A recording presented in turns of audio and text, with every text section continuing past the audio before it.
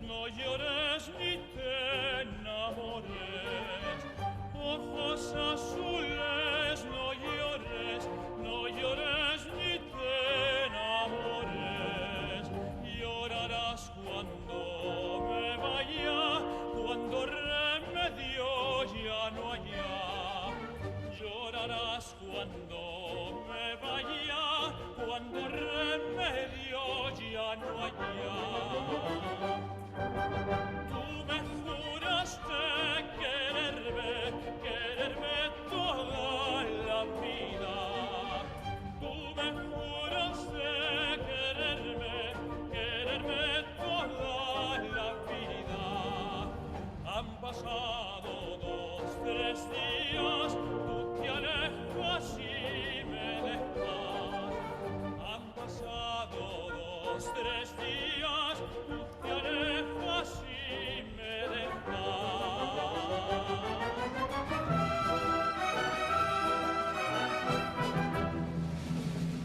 Valičali čapasnjari, niña čaj de veras, maj pirasku tanki. Valičali čapasnjari, niña čaj de veras, maj pirasku tanki. Kosko morai kunapi, niña čaj de veras, mahtata suvašjan. Kosko morai kunapi, niña čaj de veras, mahtata suvašjan. Hermosa flor de la sierra, jilguero andino, cholita cusqueña. Hermosa flor de la sierra, jilguero andino, cholita cusqueña. Por valles, montes, quebradas, cholita cusqueña, ¿qué estarás haciendo? Por valles, montes, quebradas, cholita cusqueña, ¿qué estarás haciendo?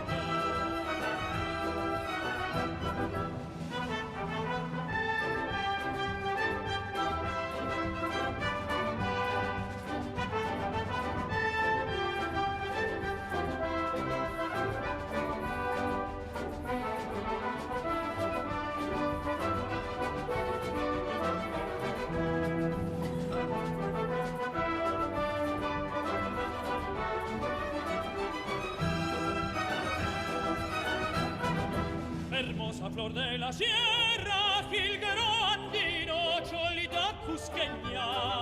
Hermosa flor de la sierra, jilguero andino, cholita cusqueña. Por valles, montes, quebradas, cholita cusqueña, ¿qué estarás haciendo? Por valles, montes, quebradas, cholita cusqueña, ¿qué estarás haciendo? Saracha, parguaycha, parguaycha, migucha, iraicha, iraicha. Saracha, parguaycha, parguaycha, migucha, iraicha, iraicha. Saracha, parguaycha, parguaycha, migucha, iraicha.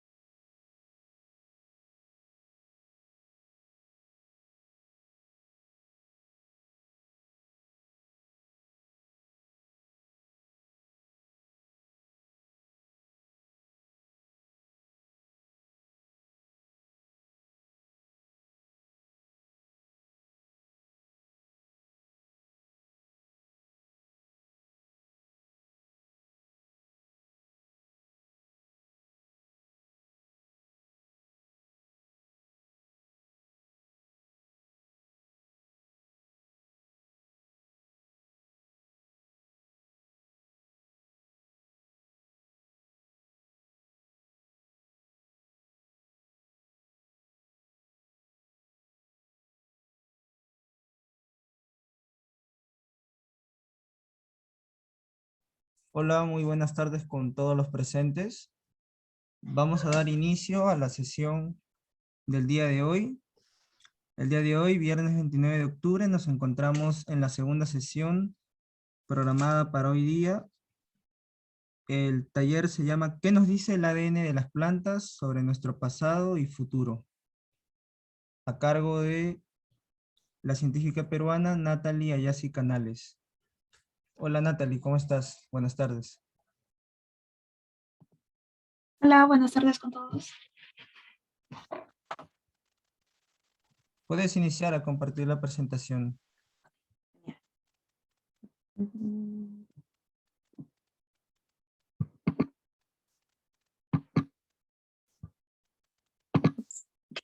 ¿Se ve bien?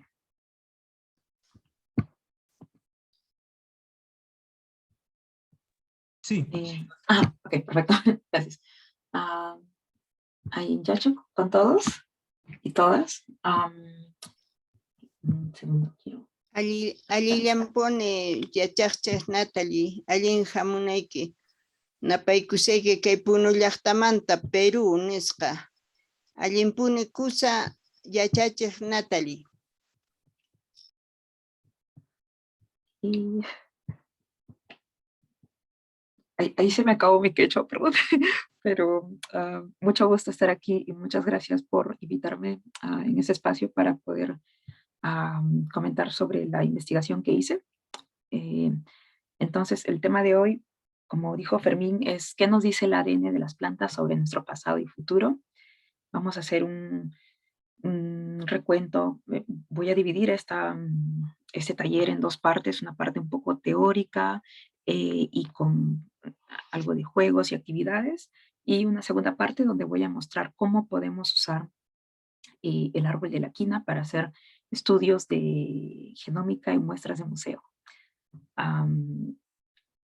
Estoy muy contenta de comentarles que hace 2 meses, creo, me gradué como doctora en la Universidad de Copenhague en genómica evolutiva. Así es que estoy muy, muy contenta por eso. Y también quisiera comentarles primero quién soy yo. Probablemente aquí nadie me conozca, pero yo soy original de Madre de Dios, de padres migrantes. Mi madre es de Ayacucho. Así es que es una mezcla un poco interesante, creo. Estoy muy apasionada por el arte, visitar museos y otras cosas, y por supuesto hacer y hablar de ciencia. Y mi viaje académico, si se podría decir, o de la vida, me llevó a emigrar desde Madre de Dios hacia Lima para hacer mi pregrado en la Universidad Nacional Mayor de San Marcos en genética y biotecnología, y luego hice una maestría en bioinformática en China, y después de hacer esa maestría estuve trabajando un tiempo, y pues quería volver otra vez a seguir haciendo investigación, y, eh, y me contrataron para un doctorado en Dinamarca. Y por ahora voy a seguir aquí todavía un tiempo más. Estoy haciendo un postdoctorado. Me encanta mucho seguir haciendo investigación. Y el objetivo como científica, eh, el objetivo de mi carrera eh, como científica es entender mejor la biodiversidad peruana para resolver problemas urgentes. Y esa básicamente ha sido el tema de todas mis tesis, excepto la de maestría que fue en arroz, porque tenía que adaptarme a la sociedad, pero básicamente ese es mi objetivo. Y ahora quisiera comentar una problemática de la sociedad que es urgente, y quiero comentar con este problema del Museo Nacional de Brasil, que hace 3 años se incendió y miles de colecciones desaparecieron. colecciones antiguas y mucho esfuerzo. En las colecciones hay mucho esfuerzo durante muchos años y también bastantes recursos. Y sin embargo, por ejemplo, en el gobierno de Brasil, y podemos también ver que en otros gobiernos de países en vías de desarrollo, estos, el dinero que se dirige a la investigación es muy bajo. Y en el caso del Museo Nacional de Brasil, progresivamente iba bajando cada año. Y, por ejemplo, yo encontré esta foto en Twitter y mostraron esta foto y decía el Estadio Maracaná que costó 1.000 millones de reales, que son como 156 millones de euros, junto al Museo Nacional. O sea, el Maracaná es este acá que es atrás, brillando. Lamentablemente otro brillando ahorita aquí es el Museo Nacional de Brasil, donde está incendiándose y que disponía menos de $500,000 de reales al año. Eso es cerca de 62.000 euros al año, que es una suma muy ínfima para el mantenimiento de las muestras. Y aquí yo quiero comentar de una forma bastante general por qué, cómo hemos usado la cinchona o el árbol de la quina. Cinchona es el nombre del género, como modelo de cortezas antiguas. El género de cinchona se dice, se ha usado contra la malaria durante cientos de años y se cree que es el árbol que ha salvado la mayor cantidad de vidas humanas a lo largo de la humanidad. Y ahora, y durante muchos años, ha sido el orgullo nacional, el orgullo de naciones andinas. Y aquí en el centro pueden ver la imagen de un dibujo botánico de Cinchona officinalis, que es el árbol oficial del Perú, y de hecho donde se encuentra, y podemos también observar en el escudo nacional, junto a la vicuña. Entonces las comunidades indígenas de los Andes utilizaban la cinchona contra las fiebres. Y después de la invasión de los españoles y cuando se encontraron con la malaria, fue natural usar este árbol contra la malaria. Ahora, en los tiempos modernos, podemos saborear la quinina, que es el alcaloide que tiene este efecto antimalárico de la cinchona. Podemos saborear el sabor amargo de la quinina en pisco sours, en el amargo de angostura, o en el agua tónica, en el gin and tonic. Cuando uno toma el pisco sour, a veces es un poco amargo, ¿no? Entonces, ese amargo proviene de la quinina, que es un alcaloide que se almacena en la corteza de la cinchona. Y de hecho, quina es una palabra quechua que significa corteza, y esta es una de las palabras quechuas que se utilizan en otros idiomas, lo cual me parece muy, muy interesante porque quinina en español sí, pero también funciona en inglés, quinine, o incluso en danés. El árbol de la quina le dicen quinatre. Entonces, me parece también muy interesante que esta palabra haya pasado la barrera de muchos idiomas. Y, ok, entonces, bueno, yo soy bióloga y me gustaría comentarles un poco más sobre, hacerles acordar o tal vez decirles en forma básica qué es el ADN o DNA, genomas, genes, etc. Y lo voy a hacer con un video de 2 minutos. Y por ahí. Es que voy a poner este de acá. Espero que se pueda ver el video.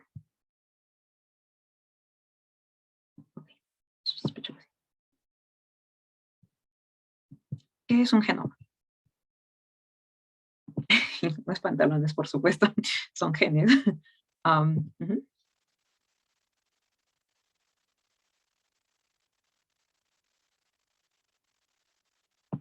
Exacto.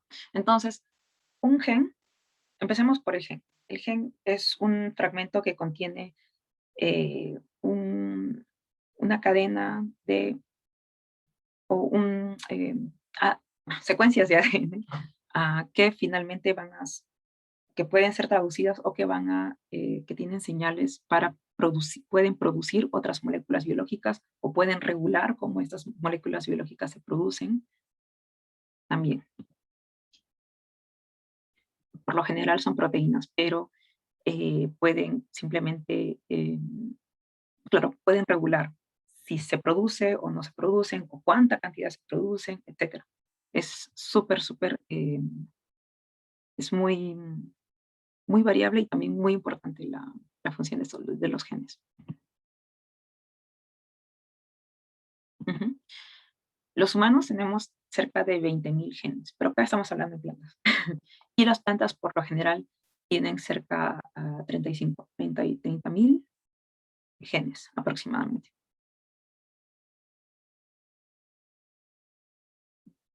Ujú.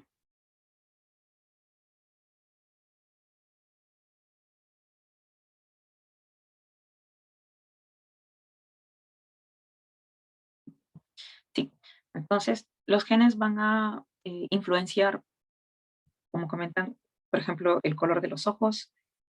También puede ser, en el caso de las plantas, los colores. ¡Uy! ¡Ah, diablos! ¡Ah! No se escucha. Ok. eh, puede ser el... Ah, ok, ok. Mm, ajá, ok. But genes only Gracias. account for around 2% of all our genetic information, which is Y estos genes pueden, por ejemplo, dar direcciones de, por ejemplo, cuánta quinina se va a producir en el caso del árbol de la quina de cinchona.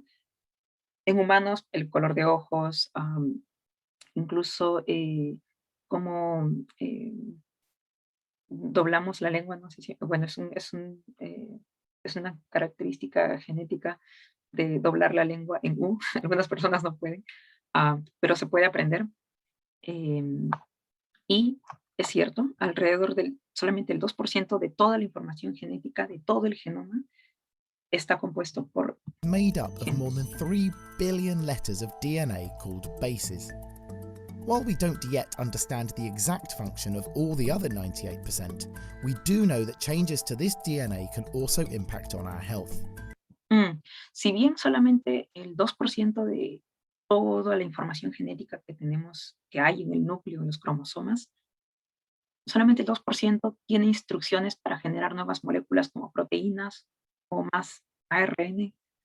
Eh, el 98%, que antes se le denominaba como DNA basura, porque no se sabía qué era. Entonces, claro, como uno no sabe, dice, bueno, es basura. Pero ya hace un par de décadas se ha encontrado que estas regiones no codificantes, que no codifican ninguna proteína y aparentemente no hacen nada, puede afectar eh, cuánta proteína se produce. Y incluso puede afectar las características genéticas, por ejemplo, los colores de los ojos también. Y aunque no sean genes, sino son aparentemente, son regiones no codificantes, ¿no? O lo que antes le llamaban el DNA basura. So where is all this DNA stored? Almost all of our DNA is arranged into tightly coiled structures called chromosomes.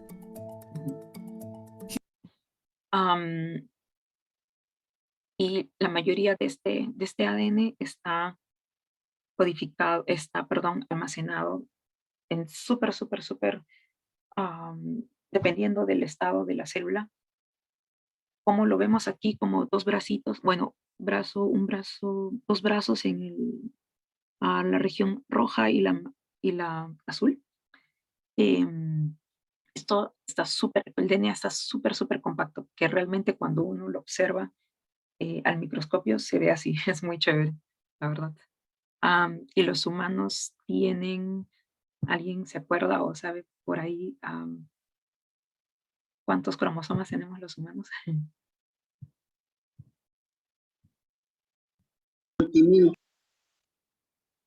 ¿Perdón? Creo que escuché 20 y tantos, sí, 23. Entonces eso es un juego, ¿no? Y nosotros en realidad tenemos dos juegos. Nosotros somos diploides, por eso está ahí el rojo y el azul. Muy bien. Humans have 23 pairs of chromosomes, with one of each pair inherited from our father and the other from our mother. Entonces uno proviene del padre y de la madre. Y esto se le conoce como herencia mendeliana. Chromosomes are located in the nucleus of a cell. A very small amount of DNA is also found in the mitochondria, a structure which provides energy for the cell. Ok, entonces aquí están hablando de dónde se encuentra el ADN o los cromosomas. Principalmente el ADN nuclear está en el núcleo. También hay ADN mitocondrial que está en las mitocondrias. Pero las plantas tienen otra organela importante. Otra persona que se pueda acordar que otra organela tiene una célula vegetal.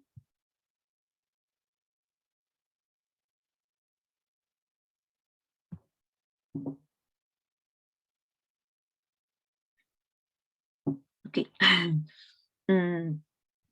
Aquí no está, pero tiene los cloroplastos y ahí también hay ADN. Y de hecho este ADN en plantas se usa bastante para asignar a qué especie ciertos especímenes pertenecen. All the DNA contained in one. Y lo cierto es que, bueno, ahora sí esto lo tengo que decir. Los cloroplastos son los que se encuentran en mayor cantidad. Por lo tanto, va a haber una... sí, también hay vacuolas, es muy cierto, Matías. Aunque en las vacuolas no hay DNA. Ahí se almacena solamente agua, si mal no recuerdo. Ya que hay mayor cantidad de cloroplastos que mitocondrias y más cantidad de mitocondrias que en núcleo, porque solamente hay un núcleo, al momento de analizar, de extraer el DNA de estas células de plantas, uno va a obtener mayor cantidad de DNA del cloroplasto, ¿cierto? Y luego en menor cantidad de mitocondria y en mucha menor cantidad del núcleo. Eso es muy importante. Nos va a servir luego. Which provides energy for the cell. All the DNA contained in one cell is called the genome. We have one copy of our genome in nearly every cell in our body. Entonces, el genoma es toda la información genética. Y hay genoma mitocondrial, nuclear y, por supuesto, plastídico.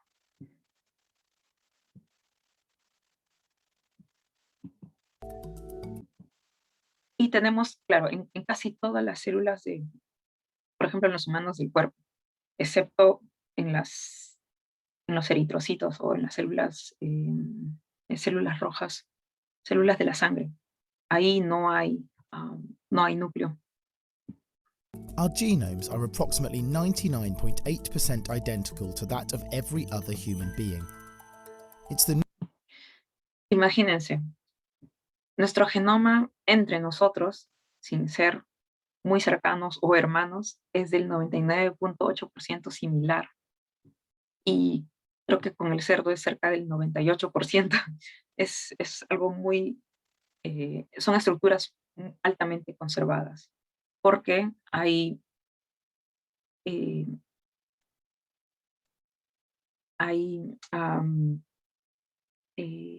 rutas bioquímicas o hay reacciones bioquímicas que que se debe conservar a lo largo de los organismos. Y esto es una teoría que es algo así como teoría de la parsimonia, que implica que la evolución ocurre de forma lenta y sin generar muchos cambios, porque lo que ya funciona es bueno, ¿no? Entonces, ¿para qué volver a inventar la rueda, por así decirlo? Y por ello hay una evolución lenta en la mayoría de organismos y muchas cosas se conservan. Por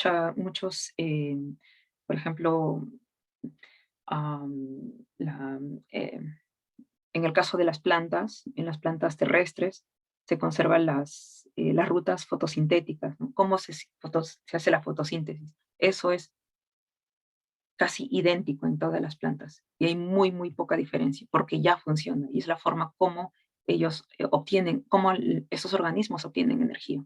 0.2% variation in our genome that interests us in healthcare, as understanding it can help in the prediction, prevention, diagnosis and treatment of disease.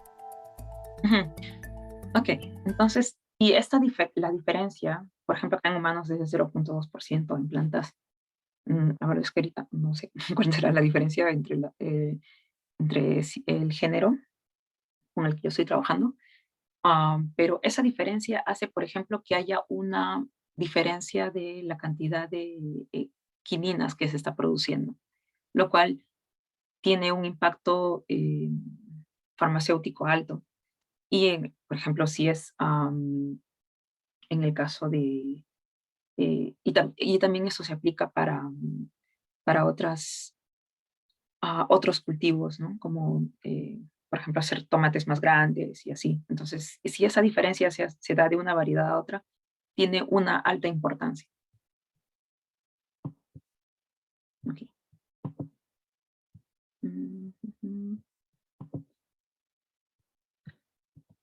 Y ahora que ya recordamos que hay DNA en las células, hay bases nucleotídicas que son 4, adenina, timina, guanina y citosina. No necesitamos aprender las diferencias de ellas. Forman hebras de DNA que al estar altamente compactados forman cromosomas, y estos cromosomas se encuentran dentro del núcleo que está en una célula. Okay. Sin embargo, para la investigación que yo estoy haciendo, no solamente investigo el ADN, sino investigo el ADN antiguo. Entonces, ahora vamos a ver un poco más sobre el ADN antiguo y sus aplicaciones.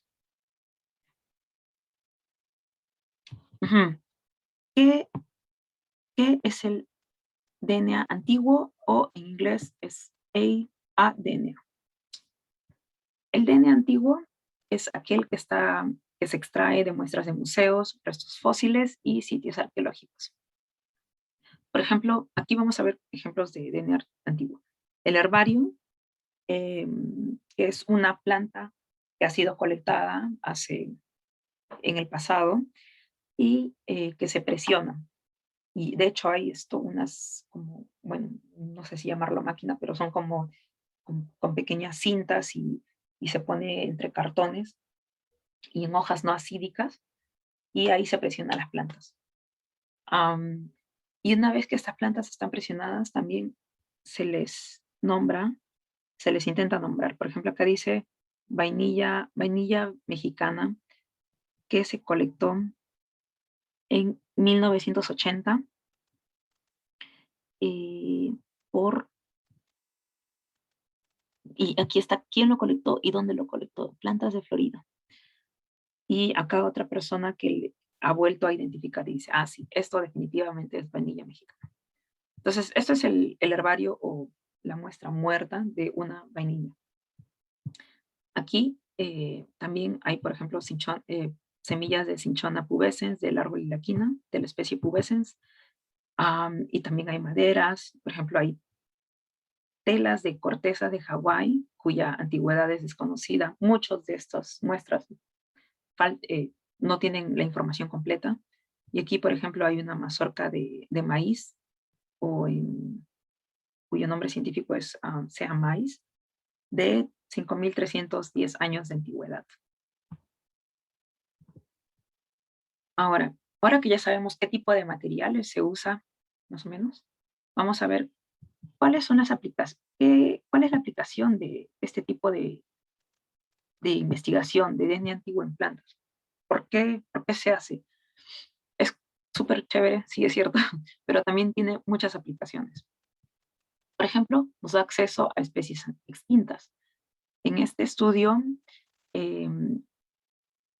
pudieron descifrar la historia evolutiva de un género extinto, un género que se llama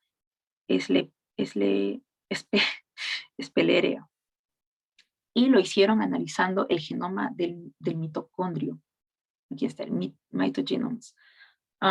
Y al analizar el genoma de este género junto con otros genomas de géneros que todavía existen, pudieron identificar y decir, el Spea palmeri, que es una de las especies de este género extinto, se encuentra de esto, se halló en este grupo. Estos son las especies o los géneros hermanos, ¿no? Están más cercanamente relacionados, como nosotros con los simios. Y eso ayuda bastante a entender cómo las especies evolucionan. Este género fue colectado en 1875 y hasta ahora no se ha podido observar en el estado natural. Y este tipo de estudios acelera el descubrimiento de especies no descritas que todavía están en los herbarios, en los museos. Las muestras están ahí, pero la forma como podemos desempolvar estas muestras y darles nueva vida es a través de este tipo de estudios de paleogenómica o de DNA antiguo. Ahora veamos otro ejemplo. También podemos acceder a la historia evolutiva con fósiles verdaderos.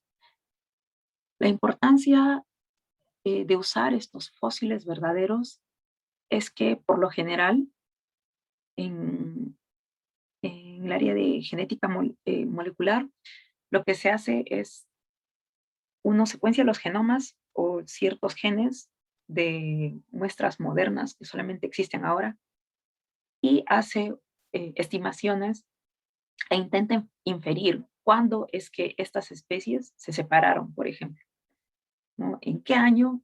¿Cuántos años atrás nos separamos? Se separaron estas dos especies. Sin embargo, nosotros al acceder a estos fósiles verdaderos, podemos tener un punto en el tiempo, un punto real. Y esto es muy importante porque no necesitamos confiar en predicciones, sino que podemos confiar en información real. Aquí en esta investigación hicieron el secuenciamiento del genoma nuclear de esta mazorca de maíz, que tiene 5.310 años de antigüedad, y que fue excavado en una cueva del Valle de Tehuacán en 1960. Esta mazorca antigua en este estudio se descubrió que esta mazorca antigua es genéticamente intermedia entre el teosinte, que es un maíz silvestre, y el maíz moderno.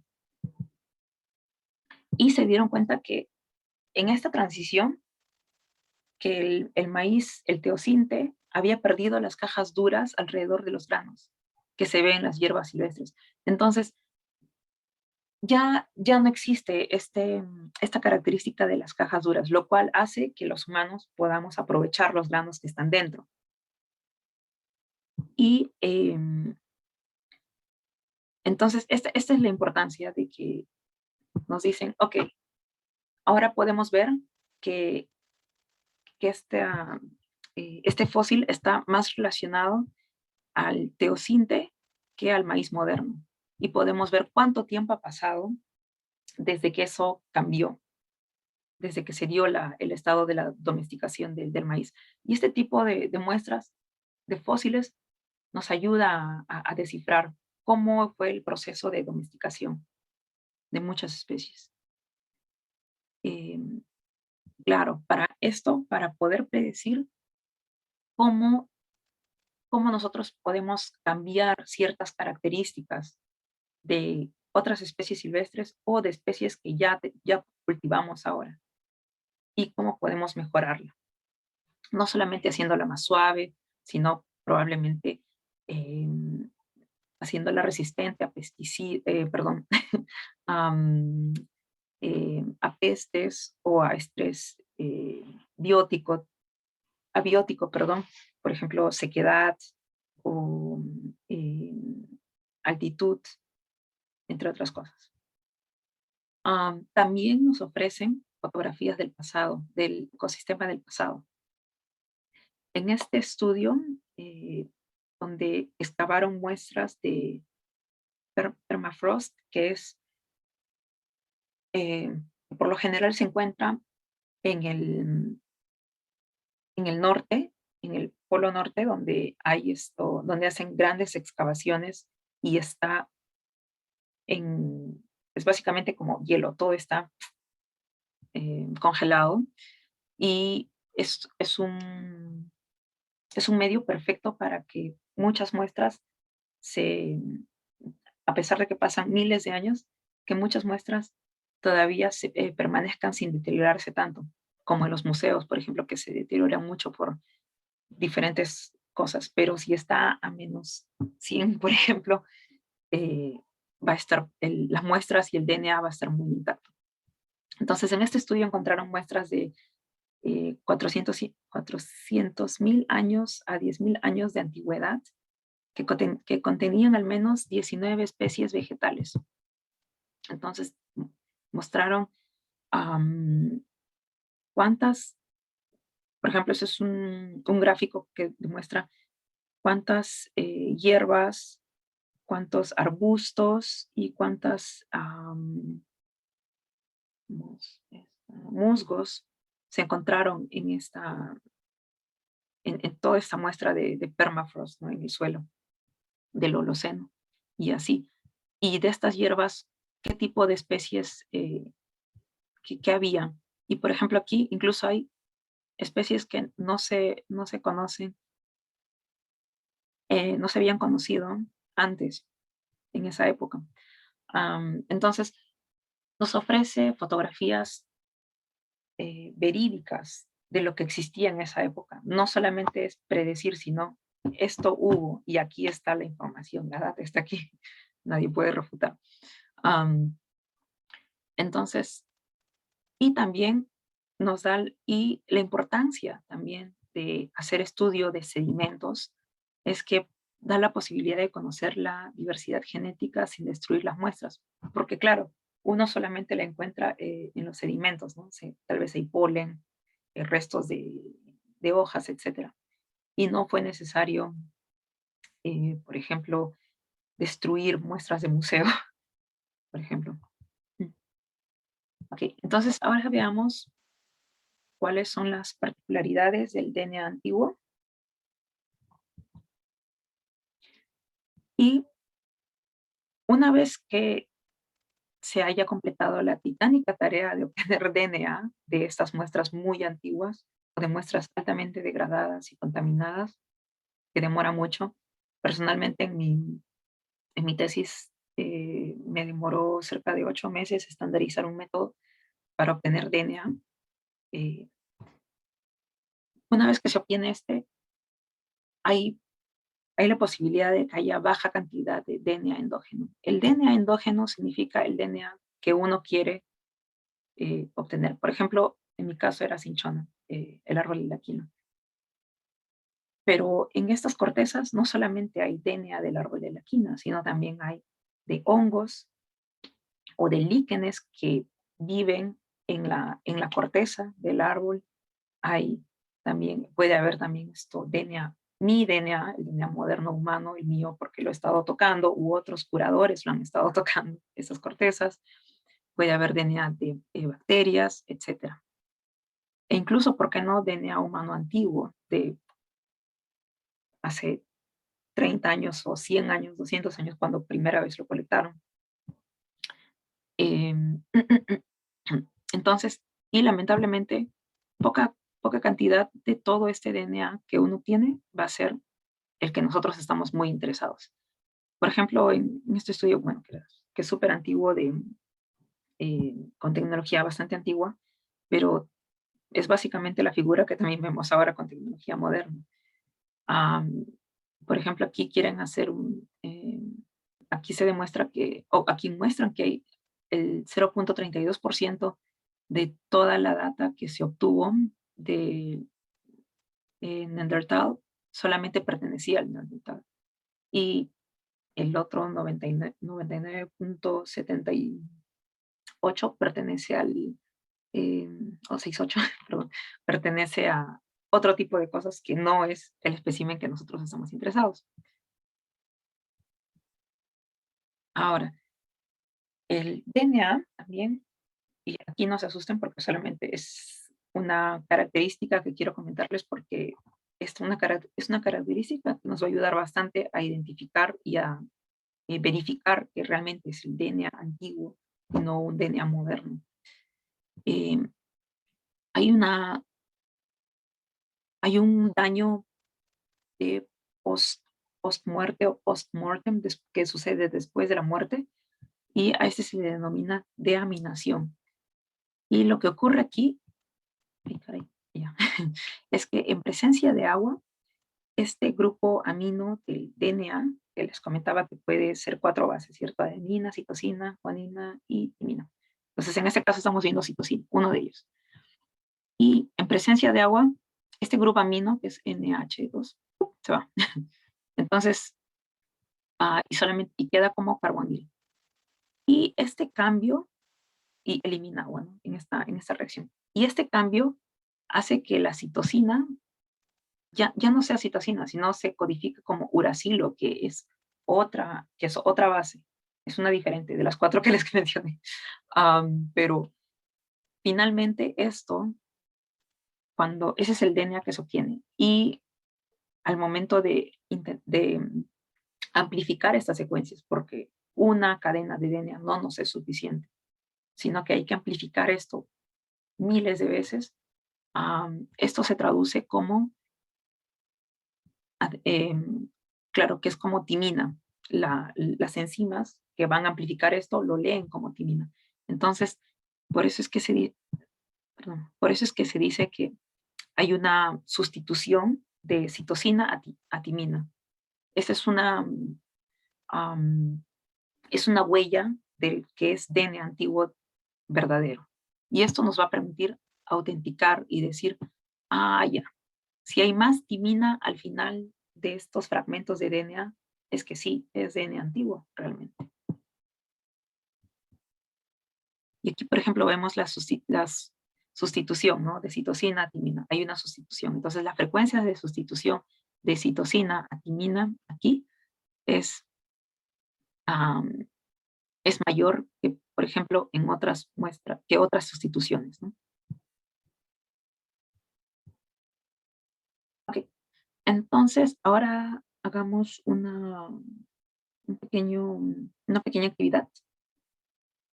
Pueden ir a esta web, por favor.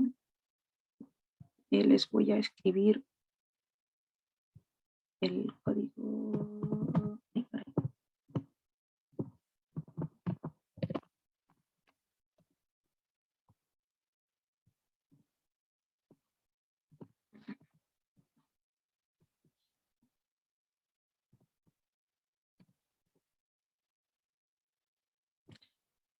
Y me gustaría que escriban y piensen de 1 a 3 tipos de material de la parte de la planta que se pueda usar para obtener DNA antiguo.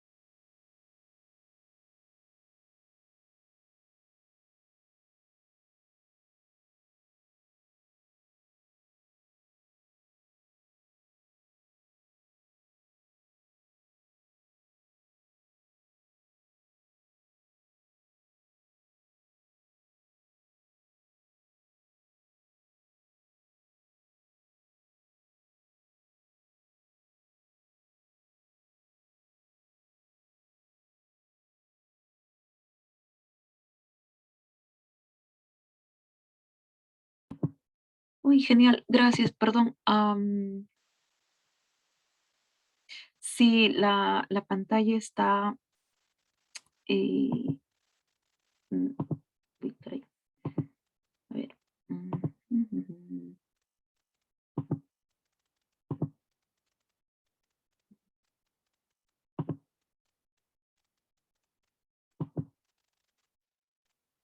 Y, perdón, creo que dio el mismo código para ambos. Am, y creí que nadie estaba respondiendo. Estaba un poco triste. Gracias.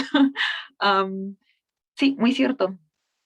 Insectos o plantas atrapados en ámbar, en una roca o en una roca, fosilizados, animales pequeños, plantas marinas congeladas en icebergs, muy cierto, sí, es buen material.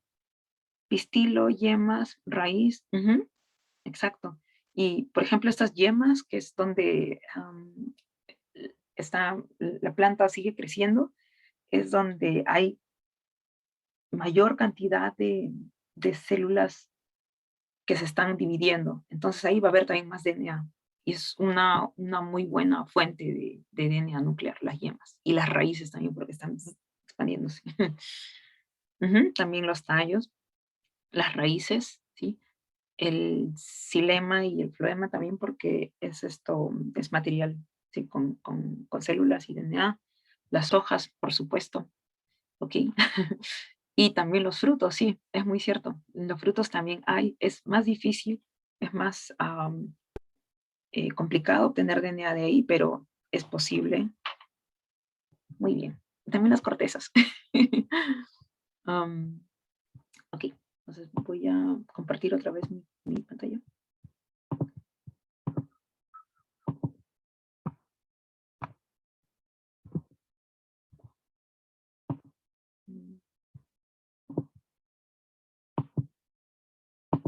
Ok, perfecto.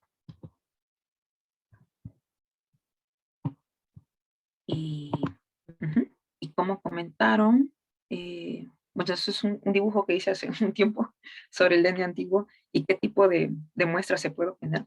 Por ejemplo, por acá hay polen, según yo, mamuts, que es bastante común, nuestros primos homínidos, cortezas por aquí, coprolitos, por ejemplo, acá hay un dodo, hay mucho material. Y en una revisión bibliográfica que se hizo hace unos años, mostraron que muchos estudios de DNA antiguo se utiliza herbarios, eh, restos arqueobotánicos como las mazorcas del maíz, piedras, cerámica, colágeno, coprolitos, paleopeces, cálculo incluso de los dientes y entre otras cosas. Ahora, investigar sobre DNA antiguo es muy chévere. A mí me encanta, es muy, muy, muy genial, pero tiene muchos desafíos. Y uno de los primeros desafíos es que las muestras son limitadas y realmente al momento de muestrear el momento de muestrear un espécimen se destruye para poder obtener el DNA y toda la data. Entonces es algo con que se debe tener mucho cuidado en la parte ética, cómo se utiliza, con qué tipo de objetos o especímenes uno está lidiando. Porque, por ejemplo, si este elefante, este mamut u otros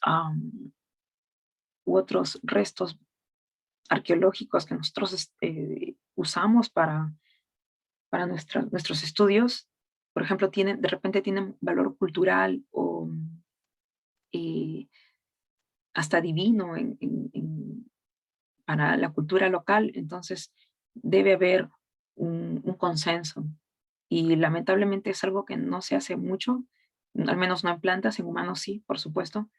Se está empezando a hacer poco a poco, pero no hay mucha responsabilidad ética ni legal eh, al momento de usar estos restos.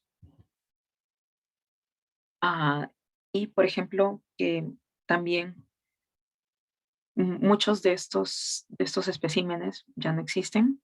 Entonces, si es que uno pide permiso para muestrear de estos herbarios, pues es una oportunidad única e inigualable, y pues lo más probable es que nos den muy, muy poquito de la parte que no, casi no sirve, por así decirlo, para poder hacer el análisis.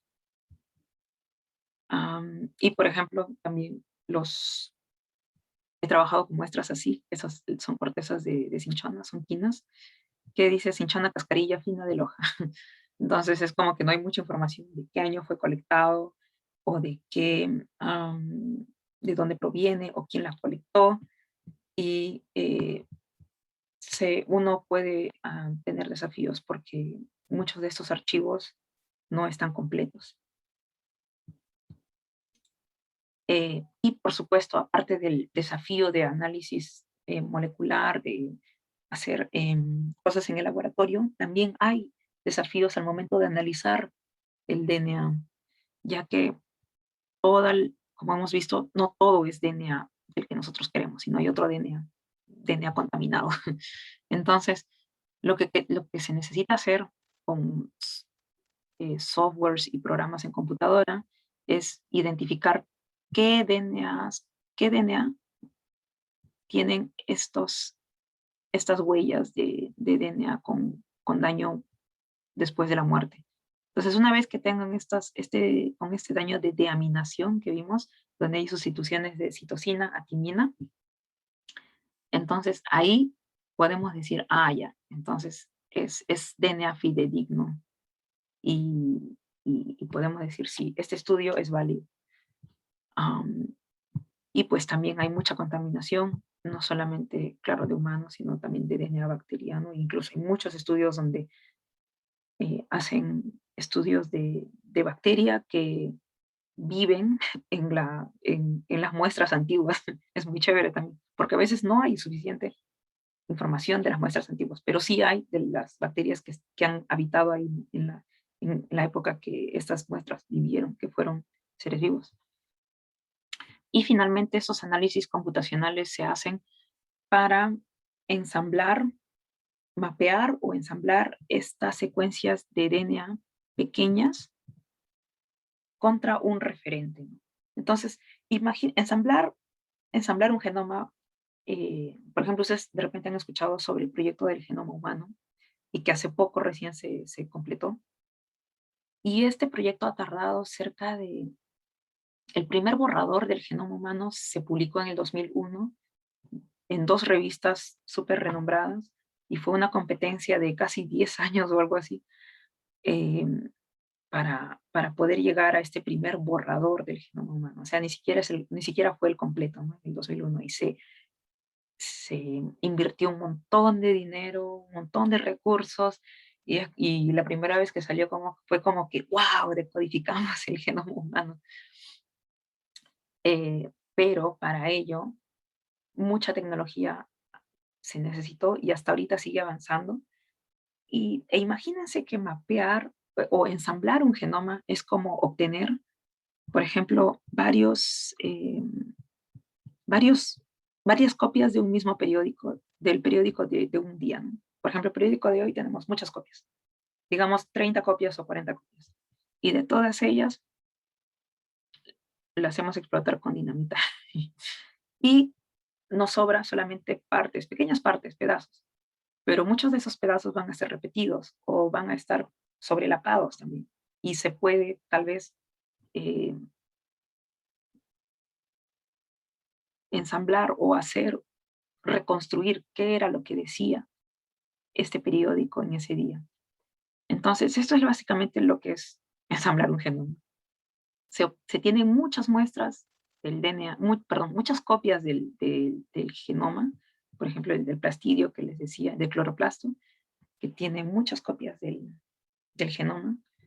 Y lo que se hace es, bueno, en el DNA antiguo ni siquiera se necesita cortar, ya está tan degradado que así con estos fragmentos chiquitos se amplifican se hacen muchas copias de ellos y se intentan alinear, ¿no? Y mapear contra una referencia, algo que ya existe, un genoma que ya existe, para saber qué es lo que este genoma antiguo tiene que decirnos, ¿no? ¿Qué era lo que decía originalmente?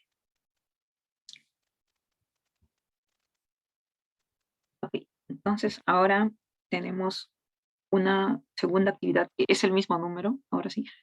Así es que eh, voy a eliminar el otro. Y lo que quiero hacer aquí es tal vez que se tomen, bueno, puede ser de 5 a 8 minutos para discutir las siguientes 2 preguntas en grupo. Entonces pueden ser grupos de 3, sería lo ideal. Claro, serían 4 en cada uno. Perdón, 4 grupos. Y discutir puede ser A y B. Entonces voy a hacer... La pregunta número 1 sería de 1 a 2 potenciales problemas éticos que puedan surgir de estudios con DNA antiguo. Y la número 2 es reflexionar de 1 a 2 ideas sobre el impacto de usar colecciones de museo. Voy a hacer unos 3.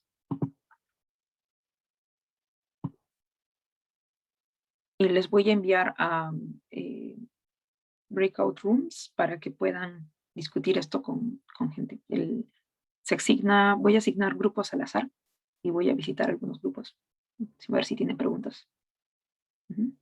Y pueden escribir sus ideas y tal vez pueden exponer luego un poquito y ampliar. Y voy a eliminar las respuestas anteriores que pusieron en ese mismo slide.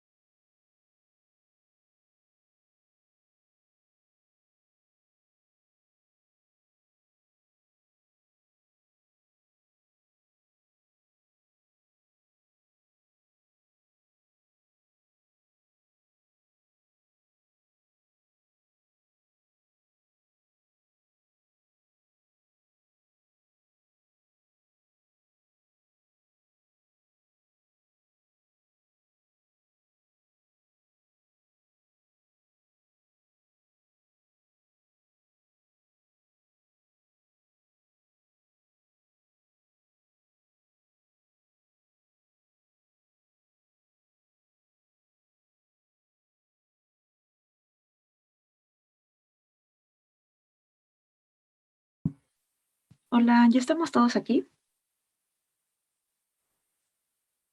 Creo que sí.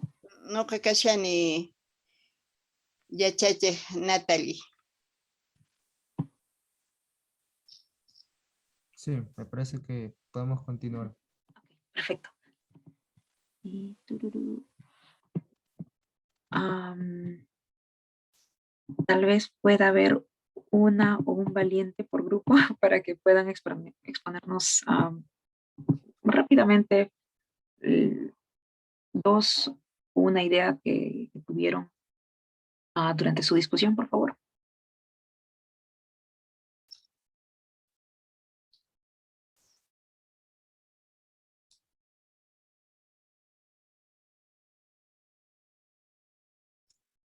Ñuqaqa na rimarirquni nakuwan yachaq masiykunawan kunitan hinaqa yuyarispa sach'akunaman imay tiempunan imayna karqan y kunanri imaynataq kutichisunman kay ADN nispa chayta practicando ichapis kutiriman sach'akunata chingasqaña anchayta y hukkunawan rimarini chaykuna paykunapis allin nataq allin nuqaqtaqa mas allin paykunata yachan hinatacha mana nuqapis allinta parlariyta atinichu na qhichwa simita chayraq nuqaqa hap'i kashani hinaqa pampachariwankicha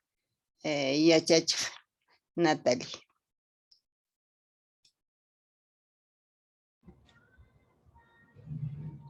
Imaynayam kachkankichik, ñañay Natalie, kay español simipi rimaykuykusaq.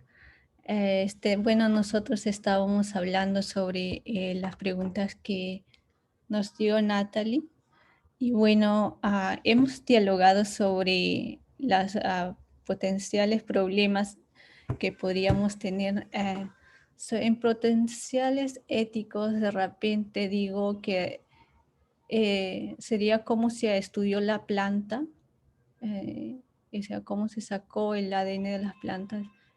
Y también la señora Natividad tenía una inquietud como cómo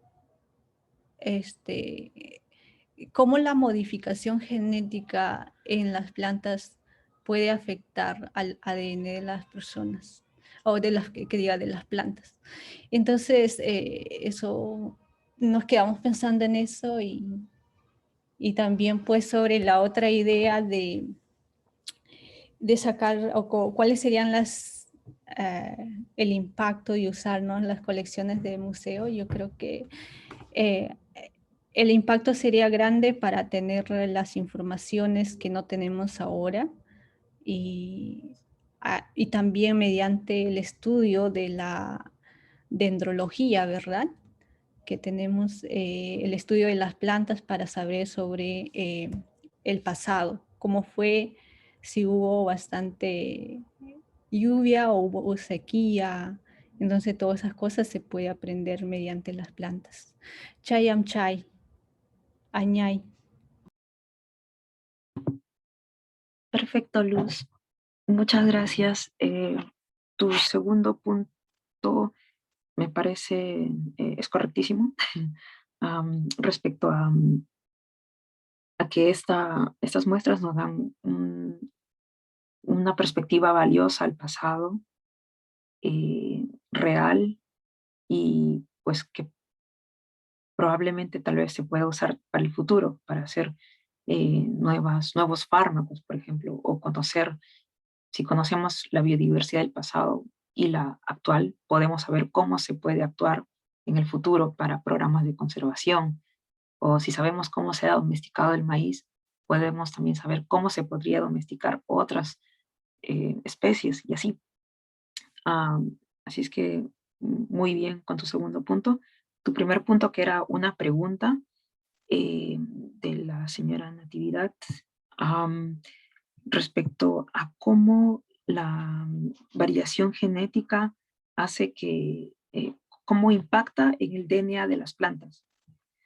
Impacta directamente, de hecho, hace que estas plantas, dependiendo de cómo se ha variado o de qué forma se ha modificado y para qué fin se ha modificado este organismo, la planta puede reaccionar, va a tener esta modificación en el DNA, ya que es genéticamente modificado, está genéticamente modificado. Entonces, como dice la palabra, si modificas genéticamente un organismo, estás también modificando el ADN.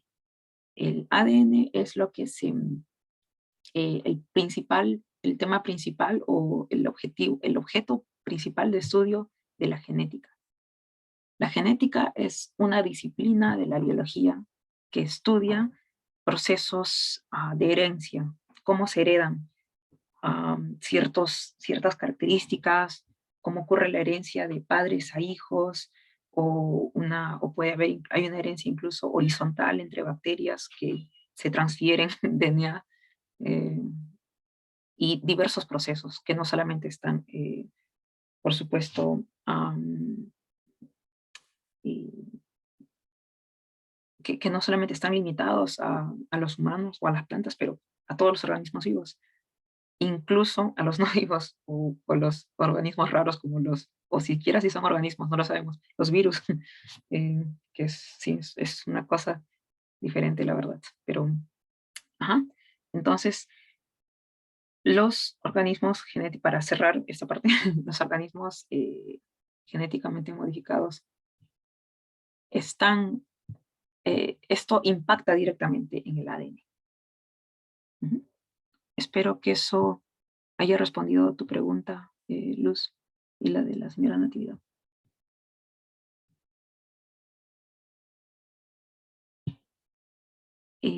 Tal vez ahora en el segundo grupo puedan comentar un poco, un par de ideas respecto a lo que conversaron.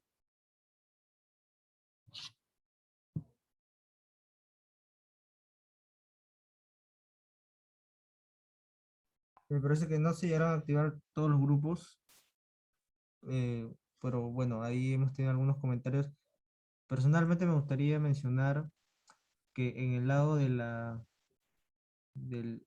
el caso del impacto ético, pues manipular ese tipo de muestras, que en algunas ocasiones son únicas, podrían tener incurrencia en la destrucción de las mismas, ¿no? Darles una mala manipulación. Y por otro lado, pues, ¿qué tipo de uso le pueden dar las personas, ¿no? Para su investigación?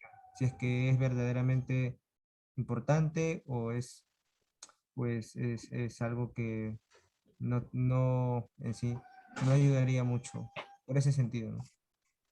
Sí, me parecen puntos muy válidos y creo que también es algo que comentaba María en el grupo donde estabas, que también podría haber casos de biopiratería, ¿no?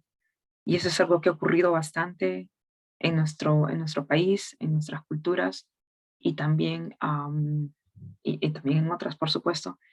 Y lamentablemente es uno de los eh, puntos por los cuales ya no se confía mucho en los etnobotánicos o en los antropólogos, porque simplemente las comunidades temen que estos conocimientos eh,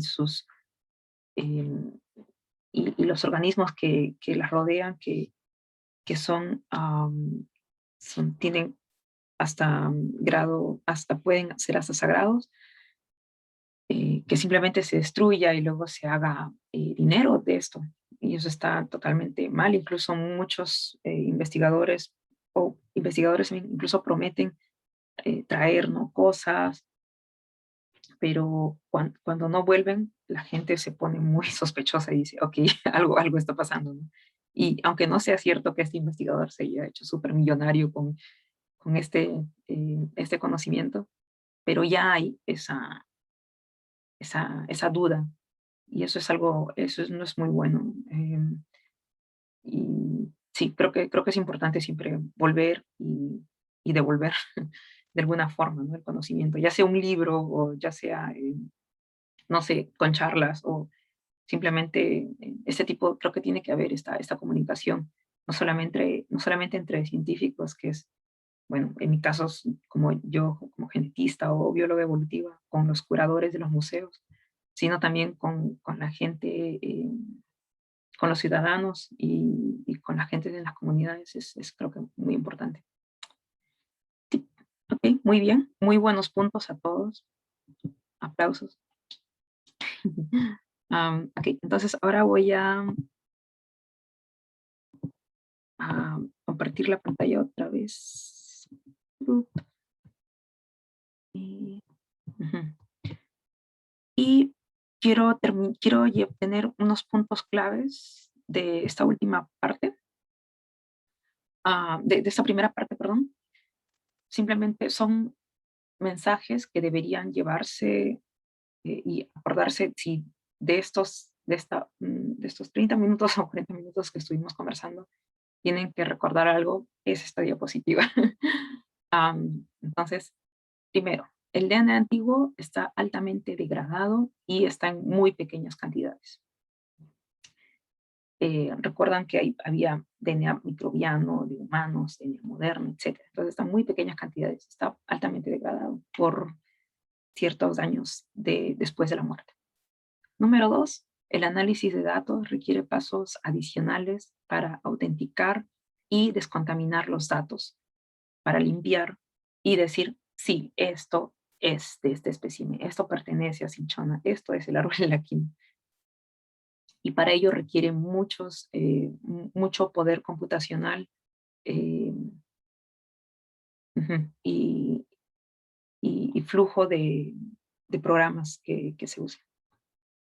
Tercero, la museómica o el análisis de genómica, usando genómica en museos, en muestras de museo, puede ofrecer instantáneas, pueden ofrecer, claro, como figuras instantáneas o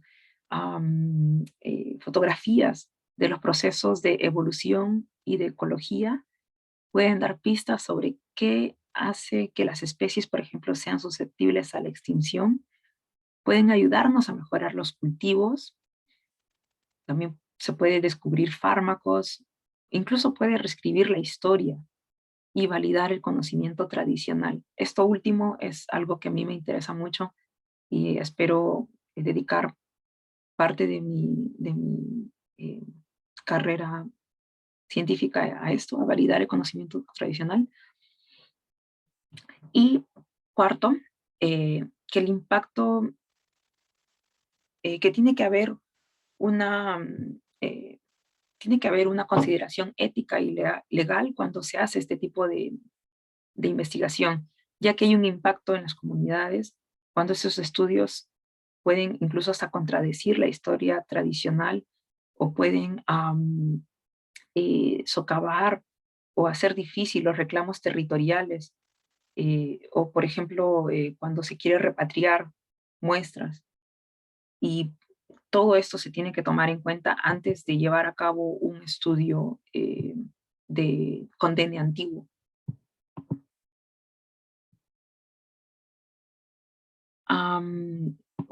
Así es que por ahora tenemos un receso de 10 minutos para tomar un poco de agua, ir al baño. Y volvemos a las, ay, no sé qué hora hacer en Perú, pero bueno, en 10 minutos. Aquí los espero. Y si tienen unas preguntas en este tiempo, podemos conversar, pueden conversar conmigo. Podemos conversar de lo que quieran, no solamente de DNA antiguo, sino si están interesados en biología o alguna planta, etc.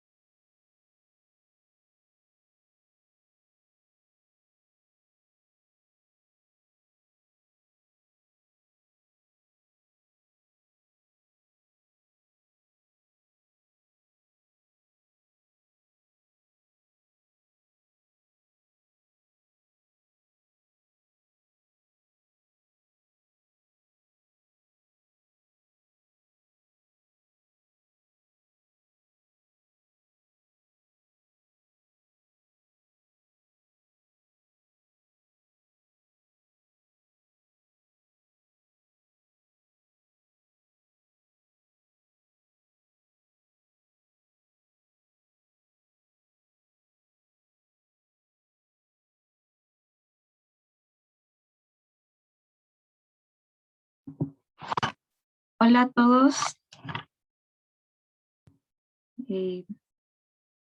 Vamos a continuar con la segunda parte del taller. Allí, kusa, Ahí. kusa, ñañay Natalie, kusa. Rosa Natividad, gracias. Ujú, ok. Voy a compartir. Gracias por su paciencia y por conectarse un viernes en la tarde.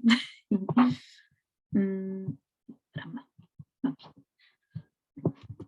Entonces, ahora les voy a hablar sobre el proyecto que desarrollé durante mi tesis del doctorado en el Museo de Historia Natural de Dinamarca,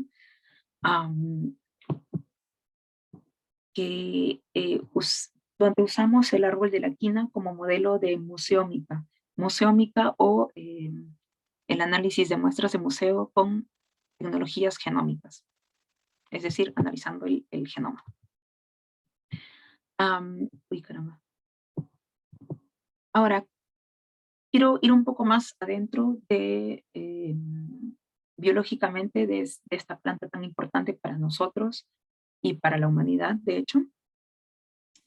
La cinchona o el árbol de la quina pertenece a la familia de las rubiáceas o la familia del café. El café está en la misma familia de las rubiáceas. Y la clasificación de especies en organismos se da a nivel de familias, clases, clase, orden, familia, género, especie. Especie es como nosotros, Homo sapiens, por ejemplo. Y dentro del género de cinchona hay 24 especies. Este género es nativo de los bosques de niebla de los Andes, que va desde el sur de Costa Rica hasta el norte de Bolivia, hasta el centro de Bolivia, de hecho, incluyendo Venezuela, y el género habita de 1.500 a 3.000 metros sobre el nivel del mar. Y básicamente se encuentran estos bosques de niebla en las faldas del este de los Andes. Entonces es como que ceja de selva, como lo que nosotros conocemos como ceja de selva. Y aquí quiero mostrarles una de las especies más importantes, Cinchona pubescens. Es un árbol, esto es un dibujo botánico donde se puede apreciar la corteza, las flores, miren qué bonita, y tiene como vellitos, vellosidad en la inflorescencia en las flores, y este de hecho es el rasgo taxonómico, es el rasgo único del género. Ese es el género en esta familia, y es el único que tiene estos vellitos en la flor. Y así se ve, estas son las semillas aquí arriba. Entonces este es Cinchona pubescens, aquí les muestro otra calizaya, que también tiene aquí sus pelitos aquí. Aquí hay una semilla del dibujo botánico, pero no se preocupen, no todos son dibujos botánicos y perfectos. Felizmente tuve la gran oportunidad de ir en un trabajo de campo en Bolivia, donde pude ver Cinchona calizayas en su máximo esplendor, en su hábitat natural, y es este de acá el que vemos ahorita con con las hojitas rojas. Es muy, muy, muy linda. Es en la provincia del Beni en Bolivia. Okay. Entonces, a pesar de que todavía no se sabe a ciencia cierta si la malaria existía o no antes de la invasión de los españoles en las Américas, la malaria sigue siendo una enfermedad muy, muy prominente ahora. Hemos dicho que Cinchona se usó por cientos de años para cerca de 350 años contra la malaria. Y sin embargo, y a pesar de que históricamente las regiones maláricas en el mundo han ido disminuyéndose y ahora solamente Ahora básicamente se encuentran más en las regiones ecuatoriales y de los trópicos. Por ejemplo, aquí en el norte de Brasil, en el centro de en el centro de África y en el sudeste asiático.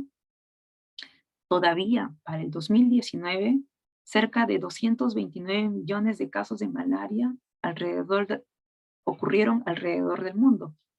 E incluso se estima que las muertes atribuidas a la malaria fueron de 409,000 personas en el 2019, solo en el 2019. Y estos datos son de la Organización Mundial de la Salud. Eso implica que la malaria es una enfermedad todavía bastante actual y de bastante importancia y de interés para la salud pública. ¿Y cómo ocurre la malaria? Ocurre y se transmite con un vector, que es un mosquito hembra de Anófeles, que se ve más o menos así. Entonces vamos a ver ahorita cómo es el ciclo de vida del parásito que causa la malaria, que se llama Plasmodium.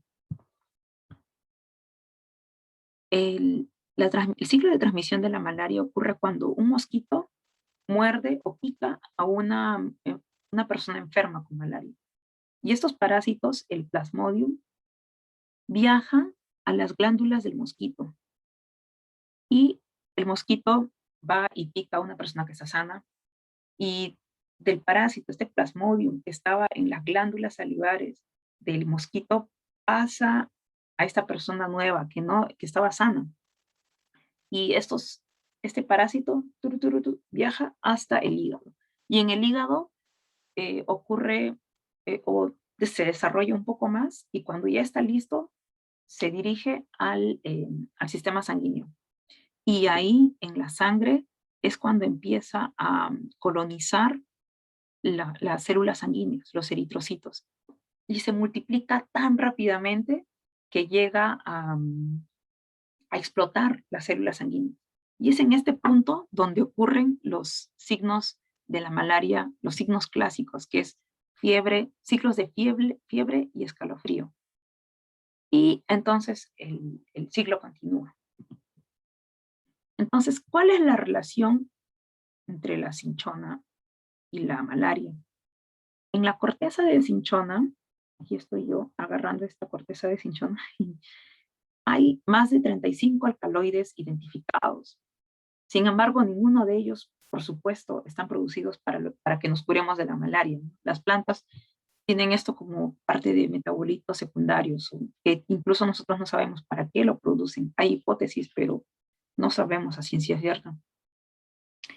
Y se sabe que hay cuatro quinolinas que tienen una estructura así. Entonces, estas estructuras orgánicas son 4 que se llaman quinina, cinchonina, quinidina y cinchonina. Estos 4 alcaloides paran el ciclo del plasmodium y hace que ya no se reproduzca, que no se multiplique rápidamente dentro de las células. Entonces, al momento de tener contacto, el cuerpo, esos plasmodios tienen contacto con la quinina y los otros 3 quinolinas, ya deja de crecer. Y así es como para la fiebre y los ciclos de escalofríos y fiebres. Entonces, esa es la relación. Ahora, ¿cómo fue que nuestro árbol de la quina, al ser un árbol nativo de los Andes, pasó a ser popular, pasó de solamente ser usado en los Andes, y que ahora en estos días encontramos no solamente en los grandes museos, sino también encontramos cinchona en África, en Asia, en islas del Pacífico? ¿Cómo es que se popularizó tanto? Los exploradores del siglo XVII registraron que las comunidades indígenas usaban quina. Quina es una palabra que significa corteza en quechua, de un vocablo mucho más antiguo todavía, que me parece que era yeya. Tal vez les puedo pasar el dato luego. Y quina, hasta donde yo recuerdo, significaba algo así como falda o manto. Entonces, ese era, en el diccionario del siglo XVI pusieron corteza en quechua. Y es muy interesante porque este vocablo quechua se usa ahora y ha traspasado otros idiomas. En inglés se le conoce como quinine a quinina, o por ejemplo en danés también se le conoce como, al árbol de la quina se le conoce como quinatje. Entonces se usa en muchos idiomas esta palabra que he dicho, que me parece muy, muy chévere y muy, muy bacán. Ahora, el uso vernacular, el uso local de esta planta se macera en la corteza en el alcohol y se toma. O si no, se hierve con otras plantas y también para consumo, ¿no? Dependiendo de cuánto tiempo se hierva, cuánto tiempo se macere, las comunidades tienen diferentes usos. Y aquí en esta imagen quiero mostrar cómo las mujeres indígenas de Cañaris están en un bosque de cinchonas. Esta señora con una vestimenta naranja está agarrando un árbol de cinchona, aquí, con las hojitas rojas. Y eso es en Lambayeque, en el norte del Perú. Ahora, en 1633 ocurrió el primer registro europeo de Antonio de la Calancha. Uy, se duplicó. Y en la misma década, en 1630, Cardinal de Lugo popularizó y distribuyó quina a los pacientes con malaria. Entonces ya para 1630, ya cinchona ya estaba siendo distribuida en Europa como medicina contra la malaria. Y la vía de ruta era desde Lima, del puerto de Lima del Callao, hasta Sevilla, en España. O si no, Roma, Italia. Esto en la década de 1630. Sin embargo, tardó cerca de 40 años para que esta corteza se use en práctica medicinal en Inglaterra. Y llegó a través de Bélgica. Y esto ocurrió, esa diferencia de 40 años ocurrió porque en Inglaterra, entre Inglaterra y España, ocurren dos tipos de peleas o dramas, si se le puede decir. Hay un drama, uno imperial, que es el imperio de España, es prominente, tal cual como el imperio inglés en esa época. Y dos, una lucha o diferencia religiosa. En España, donde la Iglesia Católica tenía mucho poder, los ingleses estaban muy, muy recelosos de una medicina que los jesuitas habían popularizado, que habían hecho popular en Europa. Entonces ellos creían, oh no, ese es un remedio del Papa, eso nos va a matar a todos. Como son protestantes, dijeron, no vamos a tomar esto. Entonces se rehusaron mucho al inicio, pero 40 años después, viendo los resultados, dijeron, bueno, aquí es la cura. Y ahora que ya se popularizó y la gente ya lo usa, empezó una tercera etapa de la búsqueda imperial de la cinchona. Entonces, los imperios europeos querían hacerse con la mejor cinchona. La mejor cinchona era aquella que producía mayor cantidad de alcaloides, ya que eso va a beneficiar económicamente. Y llegó un punto que de la sobreexplotación de este árbol, que 500,000 de kilogramos de quina se exportaba a Europa desde los países andinos cada año. Y esto ocurrió durante los siglos XVII y XVIII. Y diferentes imperios enviaron exploradores. En España, por ejemplo, estaba Hipólito Ruiz, que fue uno que vamos a ver próximamente, que fue un botánico español. Luego Richard Spruce, que fue un explorador británico. Pero no solamente estaban aquellos enviados por los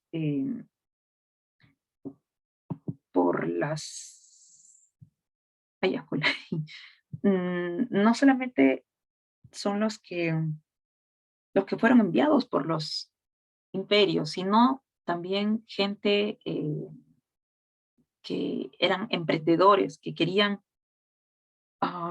hacer negocio con este recurso botánico. Por ejemplo, Charles Ledger, que fue un explorador británico, quien se alió astutamente con Manuel Mamani, un cascarillero boliviano, para encontrar estos árboles. Ahora, cascarillero boliviano. Ustedes dirán, ¿qué es un cascarillero? Cascarillero en esa época significaba una persona que tenía el oficio de identificar bosques de cinchona a muy largas distancias. Entonces, la importancia era tal de cinchona en esta época que había un oficio de cascarillero. Y esa era la persona que podía identificar, iba y recolectaba las cortezas, cosechaba las cortezas. Sin embargo, al ver toda esta sobreexplotación, uno de los exploradores británicos, Clements Markham, sugirió a la corona británica que se cultive cinchona, porque él sabía que este recurso botánico algún día se iba a acabar, que es finito.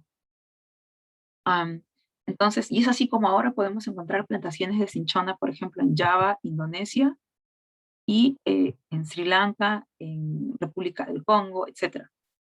En países donde cinchona no habría estado si no tuviera esta importancia que tuvo durante cientos de años. Entonces, las rutas de comercialización iban así. Cinchona pubescens, una de las plantas que les mostré, que básicamente es prominente en el norte de Ecuador, en el sur de Ecuador, norte del Perú, y Cinchona calizaya, que básicamente ocurre en Puno y el norte de Bolivia. De estas dos, fueron exportados a Europa, y de Europa a las colonias europeas de esa época en África y en Asia. Y por supuesto, estos imperios, si bien no solamente tenían fines humanitarios para hacer popular la quinina o más, producir más quinina para así poder distribuir más quinina, sino también les ayudó a obtener mayor acceso a zonas tropicales, a zonas maláricas, para que ellos pudieran seguir invadiendo y colonizar, lamentablemente. Y después, 300 años después, tenemos acceso a estas colecciones de los exploradores en las colecciones botánicas, en las colecciones de botánica económica en los jardines de Kew, en Londres, el Jardín Real Botánico de Kew, y que más o menos se ve así, están todas los estantes llenos de cinchonas. Hay más de 1000 colecciones, hay 1000 ejemplares de cinchona, y fue el lugar donde principalmente yo hice mi muestreo y donde obtuve las cortezas. Sin embargo, no solamente trabajé con cortezas, y aquí les quiero mostrar las preciosas muestras con las que trabajé. Había, por ejemplo, esta corteza de Cinchona officinalis en Darjeeling, en India, que fue colectada en 1869 en una plantación india. Luego un herbario de Cinchona calizaya, colectado en Carabaya, Perú, en 1847 por un explorador francés, Weddell, que de hecho este herbario es un herbario tipo. Un herbario tipo significa un espécimen que tiene características perfectas de esa especie, y que este espécimen nos va a permitir identificar otros herbarios que nosotros no estamos seguros si es Cinchona calizaya. Entonces, este es el espécimen perfecto de Cinchona calizaya. Y los curadores o los taxónomos, los biólogos van y dicen, con las muestras que ellos no saben, ni si, pucha, ¿será o no será? Y cuando miran esto, dicen, ya, sí es. porque ese es el que tiene las características perfectas. A eso se le conoce como herbario tipo. Y yo tuve la gran suerte de haber trabajado con uno de ellos, porque normalmente no es sencillo trabajar con ellos ni muestrear de estos. Y aquí, por ejemplo, se ven las semillitas de este herbario. Aquí. También trabajé con semillas y cápsulas de cinchona, que tienen dibujos muy hermosos aquí, y con madera. Sin embargo, muchos de estos no tienen, y la mayoría, de hecho, la mayoría de muestras no tiene datos específicos de cuándo fueron colectados, qué año fueron, quién lo colectó, qué especie es siquiera, porque acá dice cinchona cascarilla. Cascarilla es un término vernacular para la cinchona. Entonces, podría ser cualquier especie. Y uno no conoce, dice de Loja, pero Loja queda en Ecuador, pero a veces también lo usaban como decir, la variedad Loja. Entonces, hay muchas dudas. No es como este herbariotipo, que es el perfecto. Entonces, lamentablemente aquí otra vez vemos a Obi-Wan Kenobi que nos dice, los archivos están incompletos. Pero felizmente, con información genética y el tipo de investigación que hacemos, nosotros podemos asignar, con el DNA de estas muestras, podemos asignar una especie y probablemente una población geográfica donde haya sido muestreado. Esa es la importancia de esta investigación. Ahora que ya les he comentado lo súper hermosa que es nuestro género de cinchona, quiero comentarles rápidamente 2 capítulos que desarrollé. En mi tesis desarrollé en total 8. Pero aquí les quiero comentar 2, las que yo creo que son más interesantes y también más digeribles, porque no quiero hablar de secuenciamiento de genomas y cosas así súper... Así es que aquí va el primero, que es descubrimiento efectivo de la quina por comunidades indígenas. Y aquí, nosotros por revisión de literatura, leyendo muchas investigaciones, sabemos que los productos naturales son una fuente productiva y efectiva para el descubrimiento de nuevos fármacos, de drogas. Y esto incluso cuando ya hay tecnologías modernas, diferentes tecnologías modernas que permiten un descubrimiento rápido y efectivo, sin embargo, no está a la par de los productos naturales. Entonces, el objetivo de este estudio era saber si los primeros exploradores pudieron encontrar la mejor quina, es decir, la quina que produce mayor cantidad de alcaloides. Y para ello usamos 2 tipos de materiales. Las semillas históricas colectadas por Richard Spruce y Mamani y Ledger. Y también usamos muestras de hojas modernas de los Andes. Entonces, para las semillas históricas, les voy a comentar un poco de este drama histórico también porque es súper chévere y me encanta me gusta mucho cómo se puede mezclar historia y archivos y genética y con conocimiento ancestral también. Entonces, en esta primera parte de las semillas, el explorador británico Richard Spruce colectaba en el norte de la Amazonía, en Ecuador. Ese era básicamente el área donde él colectaba. Y en 1861, él encontró semillas. Y de hecho, y esto debo decirlo, muchos exploradores desde 1600 en adelante intentaron encontrar semillas y simplemente el árbol era muy elusivo. Fue tan difícil, tomó más de 200 años en poder encontrar semillas que pudieran germinar fuera de Perú, que en un punto creían que este árbol estaba maldito, que no podía ser plantado en otro lugar que no sea fuera de los Andes. Y de hecho, él encontró estas semillas que según, de acuerdo a los archivos, es Cinchona pubescens, y la envió desde Ecuador a Lima, al puerto del Callao, y de ahí lo envió a Estados Unidos, quienes usaron estas semillas de Cinchona pubescens para iniciar plantaciones en Sri Lanka. Ahora, por otro lado, Richard Spruce no era el único que estaba buscando las semillas. Había muchos exploradores, dentro de ellos Charles Ledger. Con la ayuda de Manuel Mamani, ellos estaban explorando la zona sur del Perú y la zona norte de Bolivia, de donde Manuel Mamani era original. Y en 1800, después de muchos años, Charles Ledger no lograba hacerse con las semillas. Simplemente era imposible, porque encontró, siempre que iba a los árboles ya había helada o había pasado algo que las semillas estaban secas y no podían germinar y no podía darse. Finalmente él decide irse a Australia a otro emprendimiento porque él era un emprendedor. Y en Australia él fue la persona que de hecho introdujo las alpacas a Australia. Entonces de todas formas Ledger quería hacer dinero.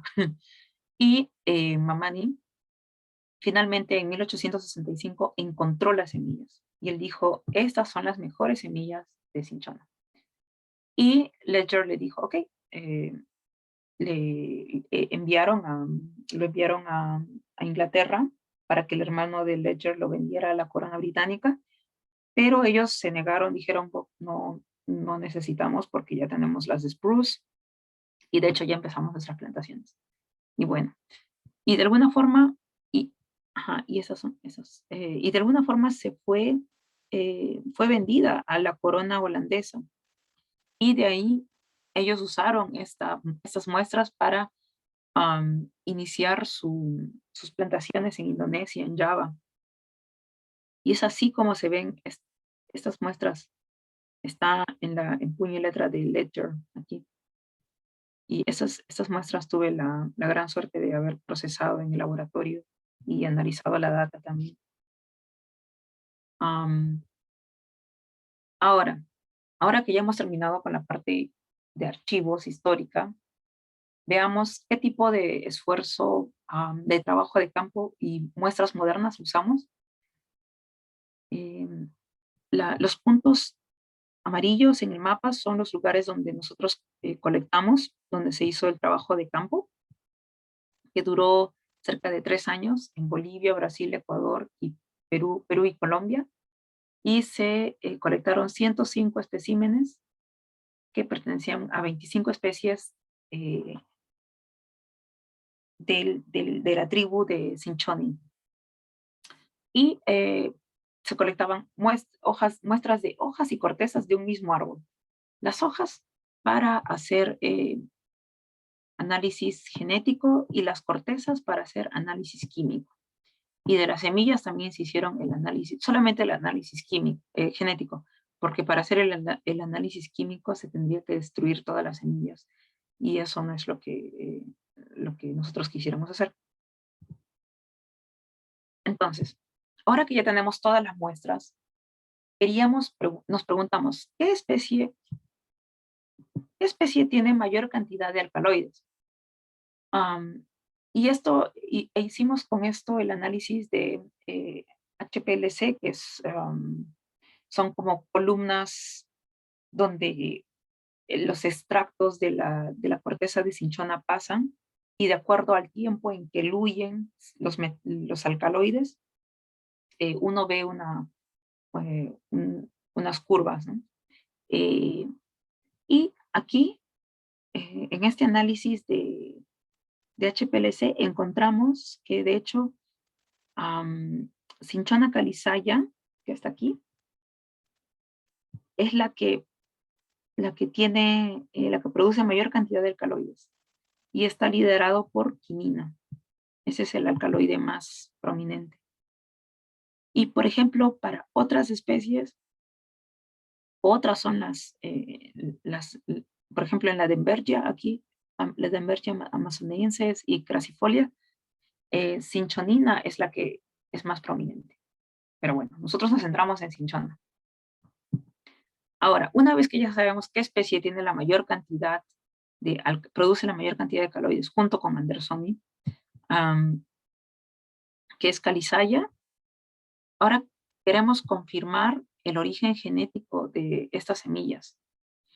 Y para esto hicimos un análisis filogenético donde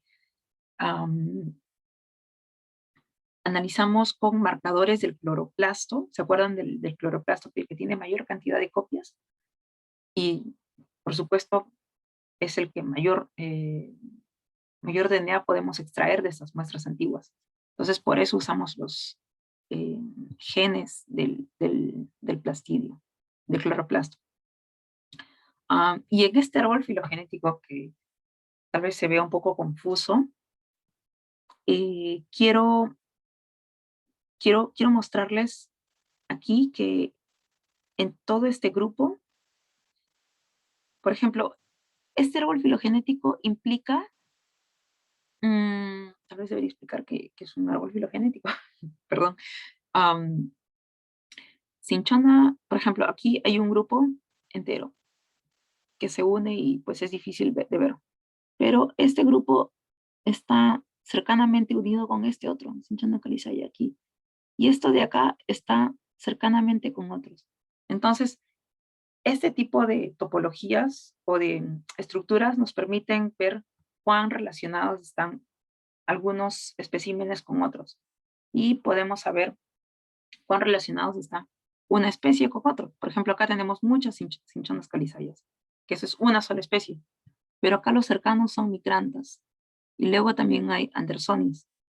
Entonces, estos implican que micranta y andersoni son especies hermanas y que tienen como a su vez a hermanos a Cinchona calizaya.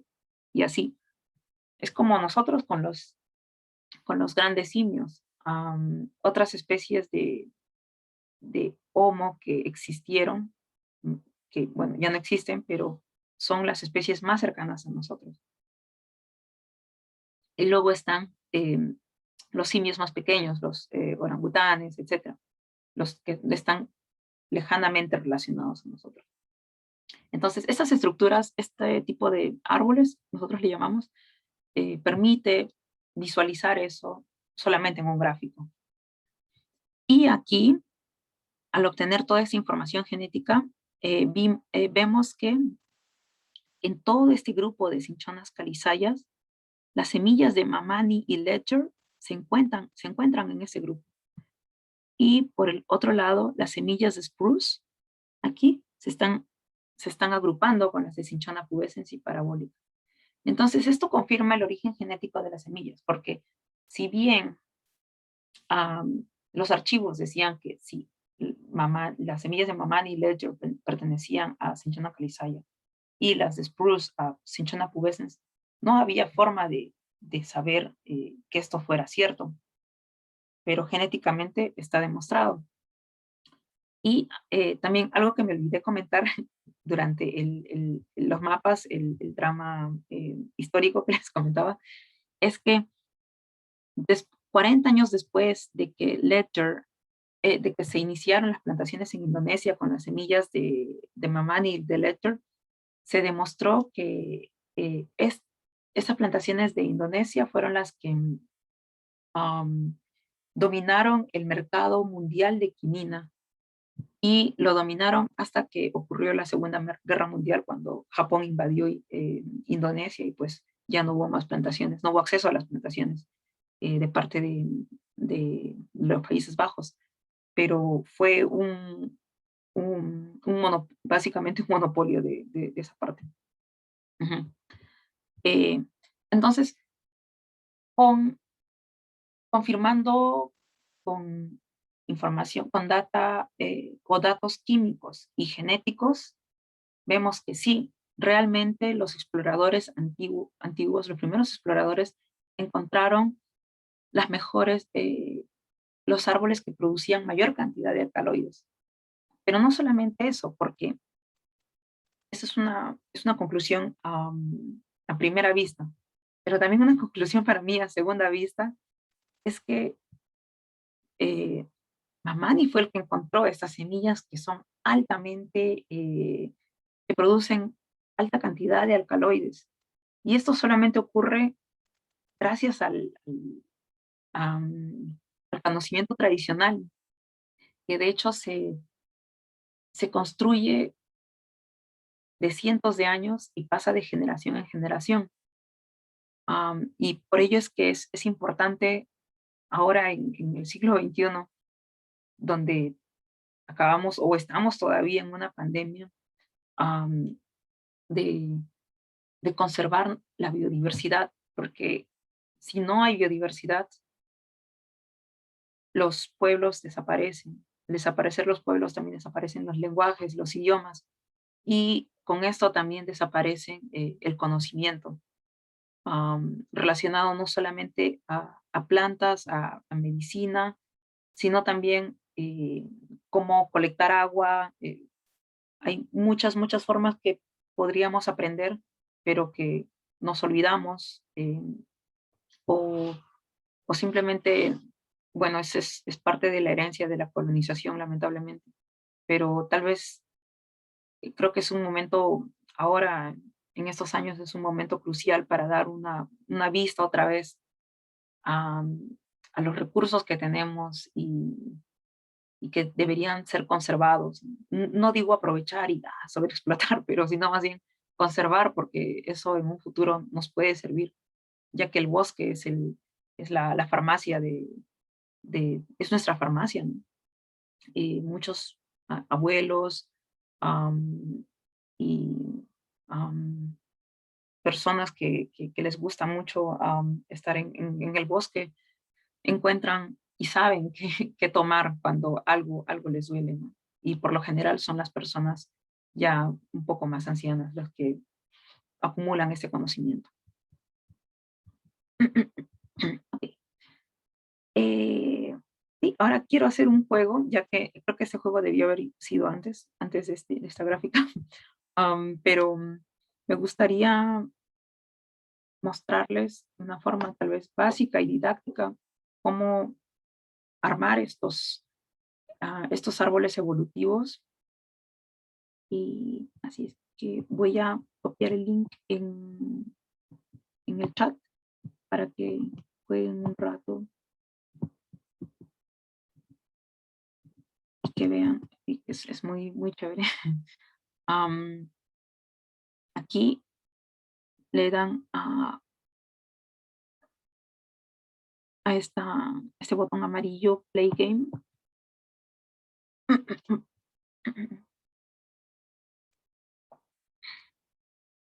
Y este es el laboratorio de evolución. Si están todos por aquí. A ver, voy a dar unos segundos. Y me confirman con sus deditos, tal vez ahí puedo.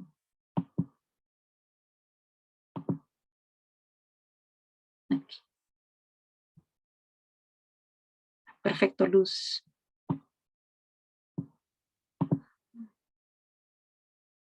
Ajá, perfecto. Gracias, Matías. Sí.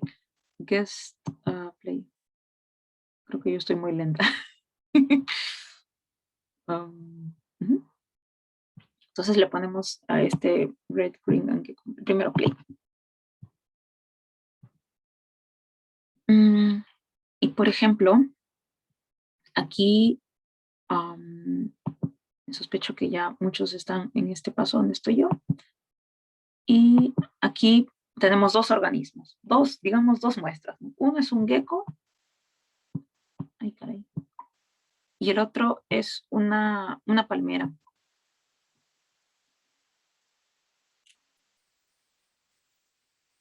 Y aquí dice células con núcleo. Las palmeras tienen núcleo y los geckos también. Entonces aquí vamos a agarrar No ponemos segundo porque no solamente es la palmera quien tiene y no solamente el gecko, sino son ambos. Entonces, por ejemplo aquí. Ujú. Dice, muy bien. Has construido tu primer árbol filogenético. Ambos, el gecko y la palmera, tienen células con núcleos.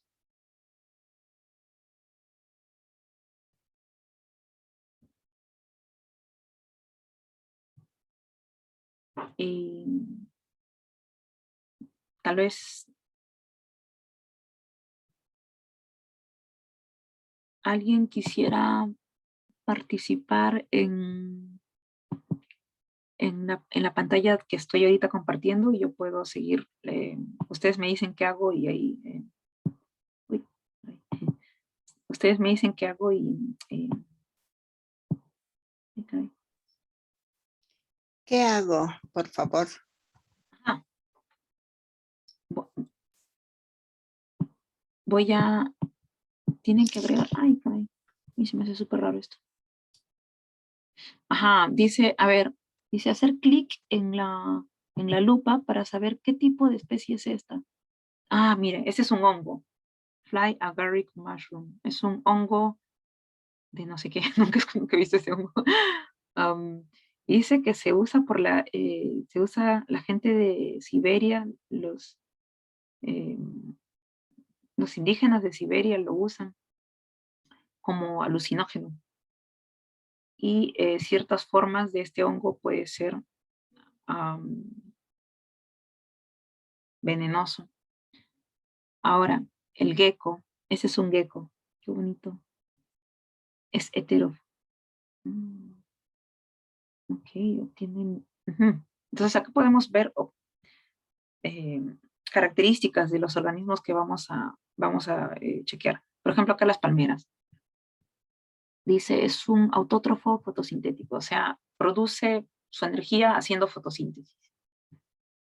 Y ha estado en el universo o en el mundo, cerca de 80 millones de años, etc. Esto es súper, no me gusta esto. El tiempo que fueron cultivados, fueron cultivados en el tiempo de la cultura de Mesopotamia, más de 5.000 años atrás. Principalmente se les encuentra en trópicos y producen cocos o dátilos. Y aquí, al hacer la comparación de las especies, vemos, por ejemplo, el núcleo del gecko aquí, el núcleo de las células del meristemo de las plantas, y aquí a la derecha los núcleos de las células de los hongos. Y estas células de hongos es súper interesante porque tienen muchos núcleos en una sola célula, que es algo que solamente ocurre en este tipo de organismos. Ok.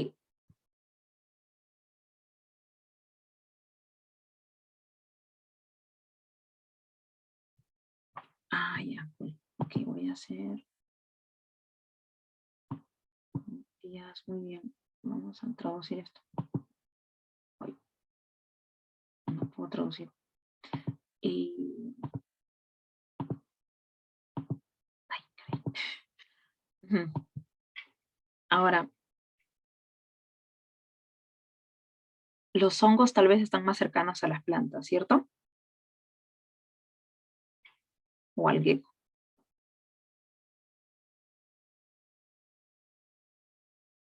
Ok, vamos a ver aquí. Todos tienen núcleo, sí, como ya vimos las imágenes. Ahora, ya, ¿y quién hacía fotosíntesis? María, tal vez me puedes ayudar con esa pregunta. ¿Cuál de los tres organismos entre gecko, palmera y el hongo hacen fotosíntesis?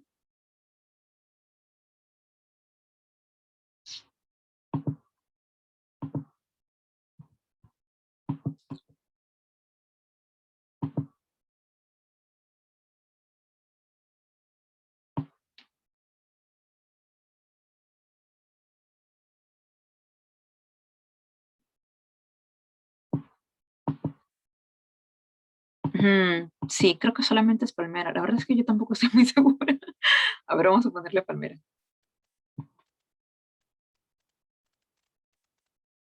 Ajá. Y caray, creo que era acá adelante. Claro, heterotrófico es que uno consigue o sea, consigue su propia comida, no la genera uno mismo, ¿no? Porque las plantas pueden generar energía a partir del sol, pero este heterotrófico es gecko. Este sí, al menos.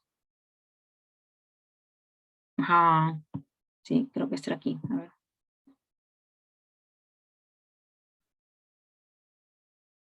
¿Eh? Ay, no, era aquí. Ok, entonces con este ejemplo vemos una forma de hacer árboles filogenéticos. ¿Qué implica? Acá tenemos 3 organismos, 3 muestras, 3 especies, y tenemos una característica ancestral. Esta característica ancestral que comparten todos es que tienen células con núcleos. Luego hay características un poco más específicas para diferentes grupos. Por ejemplo, el gecko es heterotrófico. Y la palmera es autotrófico fotosintético, que genera su propia comida, por así decirlo, su propia energía. Y solo que algo ujú. Bueno, creo que no.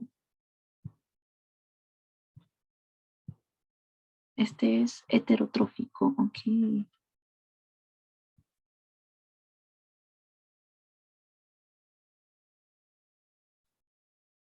Ajá, tal vez así.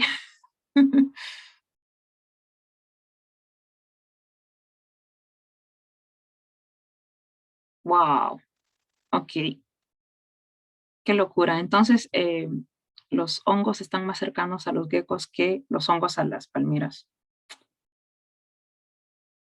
Sí, es algo que creo que acabo de aprender también yo ahorita, que es súper chévere. Con razón que antes no cuadraba, pero ahora sí. Entonces eso implica que ambos, los hongos como los geckos, tienen esta característica en común ancestral.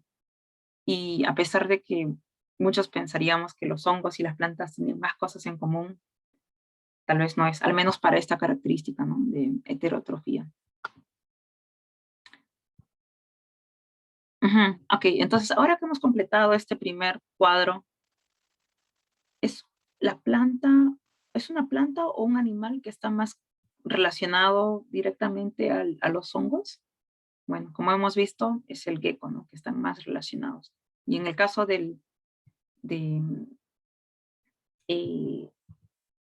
en el caso de este de acá, Mamani, las semillas de Mamani y Letter están más relacionados a Cinchona calizaya que, por ejemplo, Micrantha aquí o Andersoni, o incluso otros géneros, ¿no?, que es Juicia, esto de acá, ya ni hablar. Sí.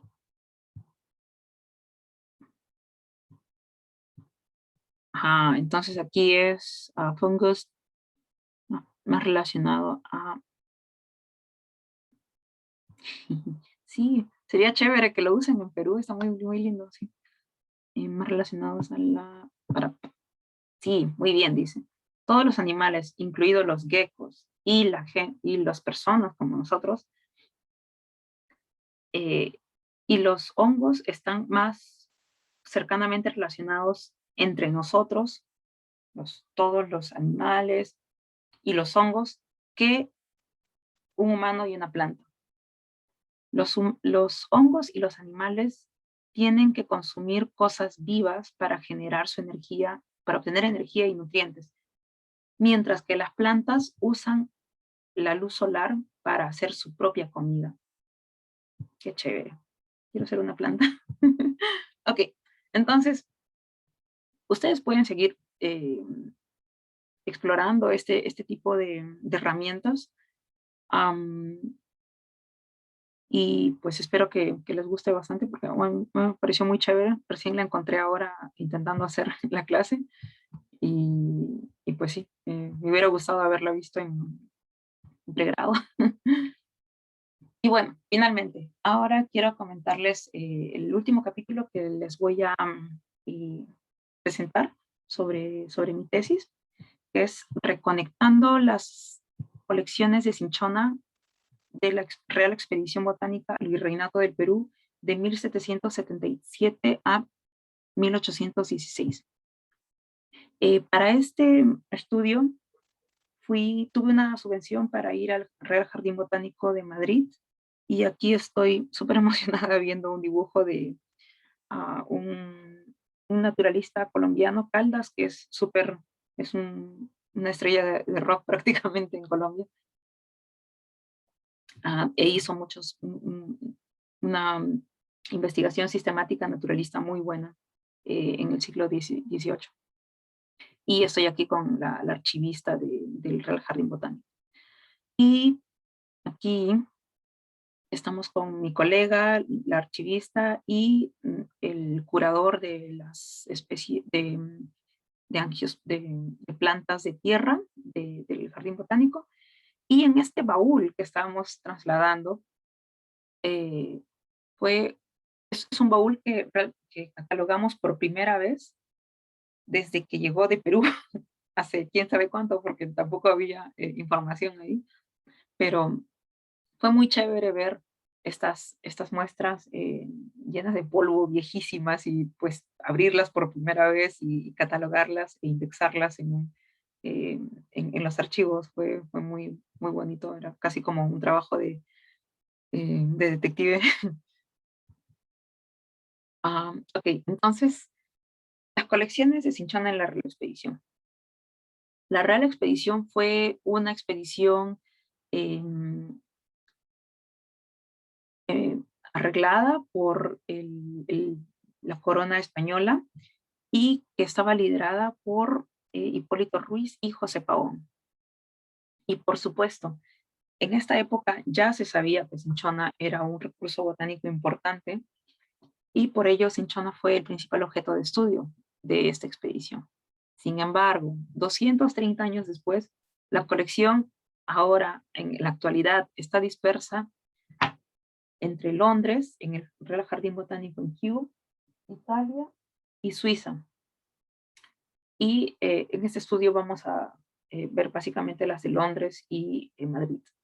Entonces el objetivo de este estudio es: se puede reconectar las colecciones de Cinchona, que incluye herbarios, semillas, maderas, ilustraciones, entre otros, y así mejorar las descripciones de estas colecciones.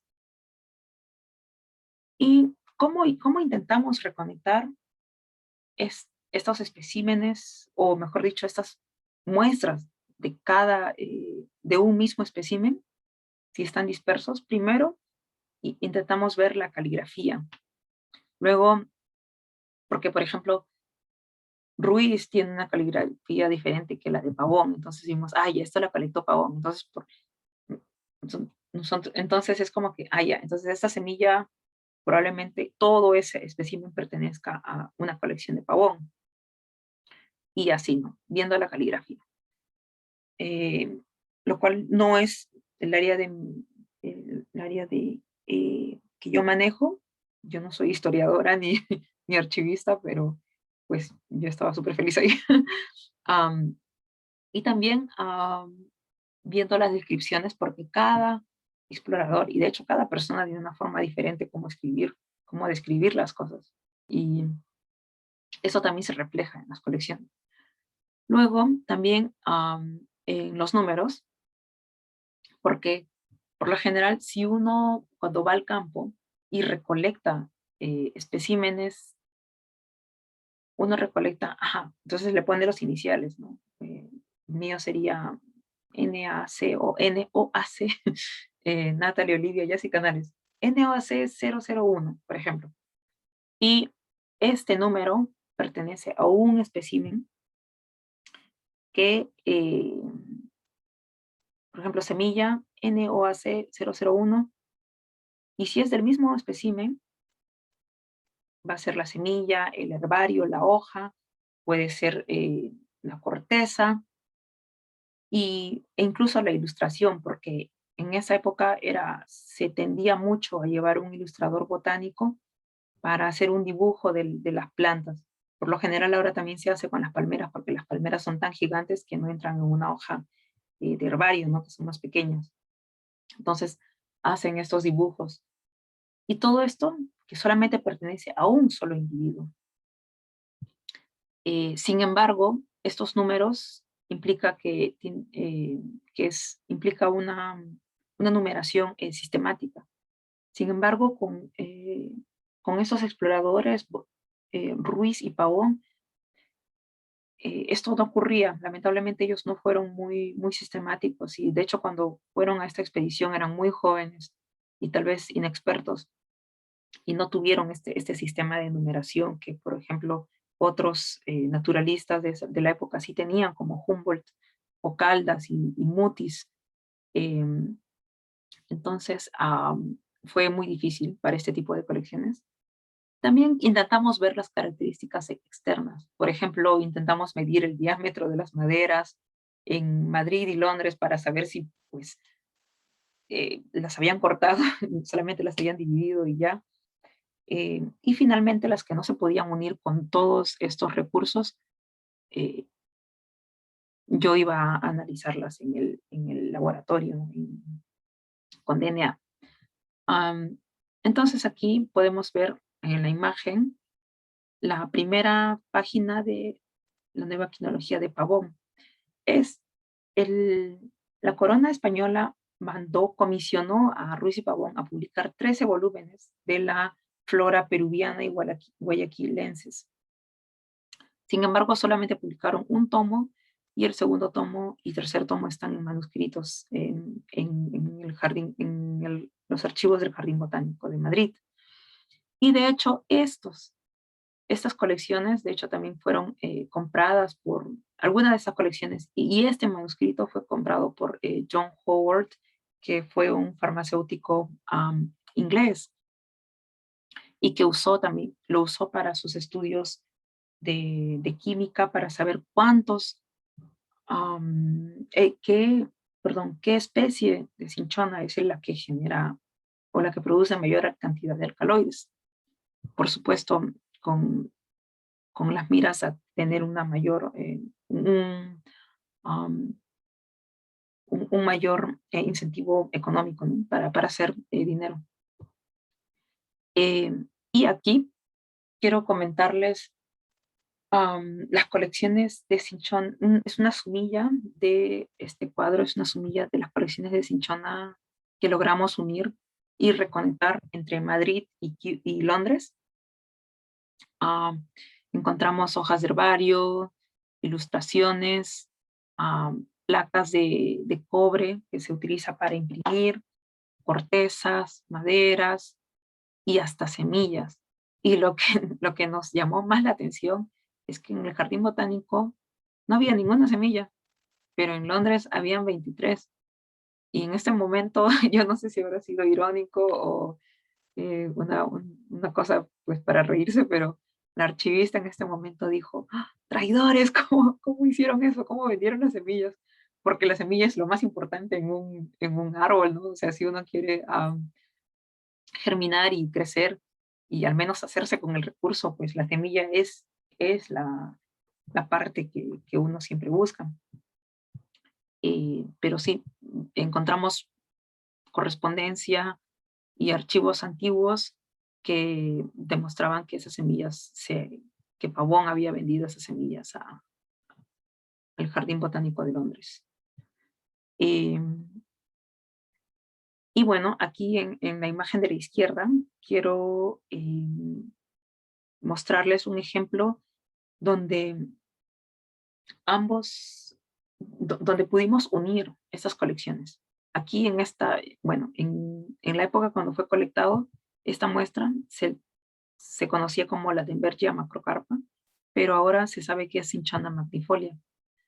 De hecho, y como dato curioso, en esta época, en 1700 y tantos, se creía que había 300 especies de cinchona.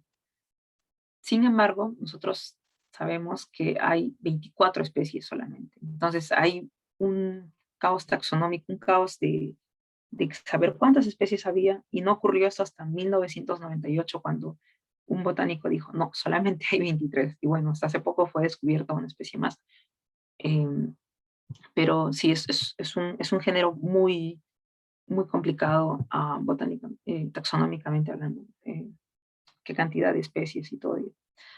Entonces aquí logramos reconectar estas cortezas.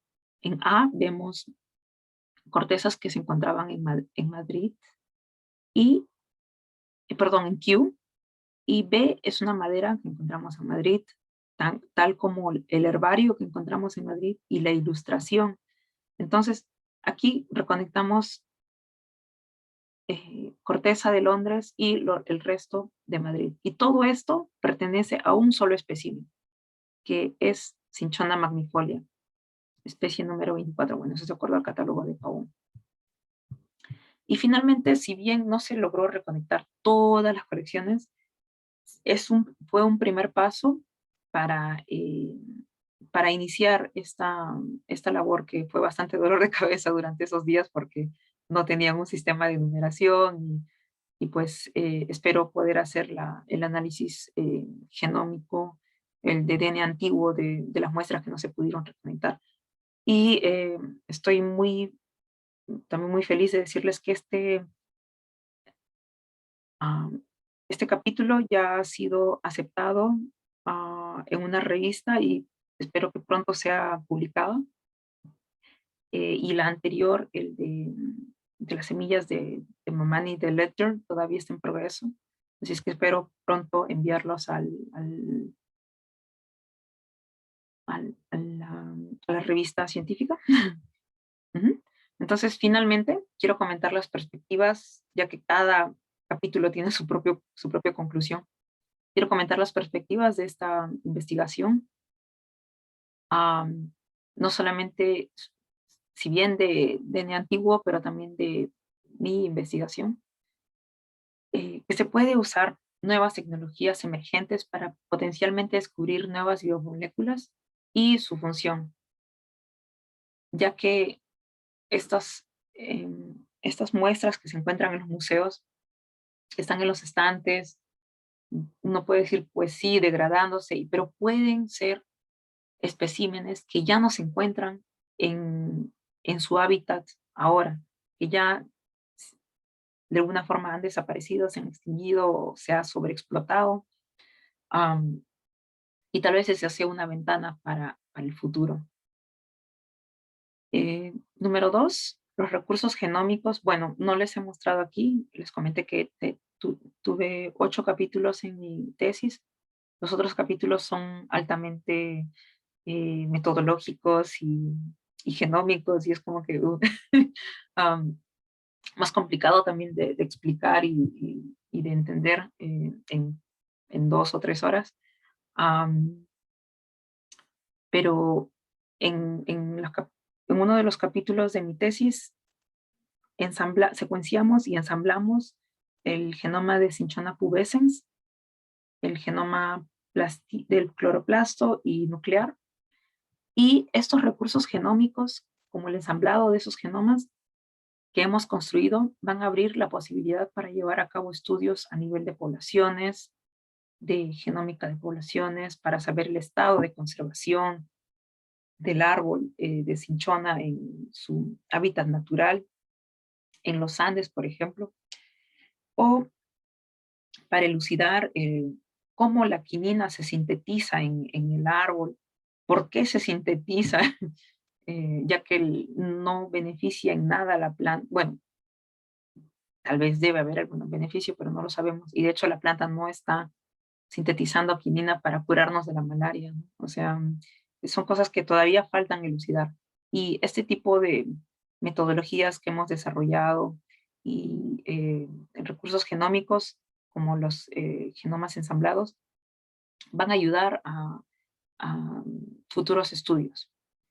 Y finalmente, la investigación quiero resaltar que la investigación en DNA antiguo en plantas, usando muestras de museos, mediante las tecnologías genómicas, pueden ayudar a explorar preguntas evolutivas respecto a la salud pública, seguridad alimentaria, salud pública, por ejemplo, con epidemias que atacan cultivos, por ejemplo, puede ser de papa. Hace poco desapareció un cultivar de plátano, desapareció completamente porque todos eran clones, y pues cuando no hay diversidad genética no hay cómo haya una variación de respuesta. Y eso también es algo que nosotros tal vez hemos visto ahora con esta pandemia. No todos nos enfermamos, si estamos infectados, no todos nos enfermamos de igual forma. Todos tenemos diferencias, y eso está bien, la diversidad está bien, porque eso hace que la especie continúe. Y sin embargo, si todos somos iguales y todos somos clones, ahí es cuando, si hay una epidemia y esos clones no tienen forma, cómo hacer frente a esto o resistir, simplemente desaparece. Y esa es la importancia de que la biodiversidad continúe. No es solamente porque se ve bonito. Sí, se ve bonito, nos da mucha armonía, puede ser sagrado. Y también la importancia es que haya una continuidad de estas especies.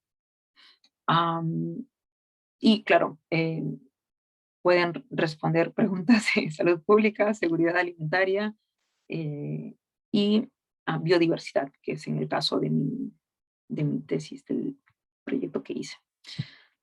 Y finalmente, me olvidé de copiar una diapositiva, pero me gustaría agradecer a todos los investigadores e investigadoras que me ayudaron de muchas partes del mundo a hacer este tema posible, porque pues la ciencia no se hace sola, se hace en colaboración, y pues yo no soy ni historiadora ni bioquímica, pero tuve gente muy buena a mi costado para ayudarme con eso. Así es que agradezco mucho a mis colegas y supervisores, y a los institutos que me dieron dinero para para un salario y para poder viajar, y también divertirme al momento que, que hacía mi investigación. Si tienen preguntas, estoy lista.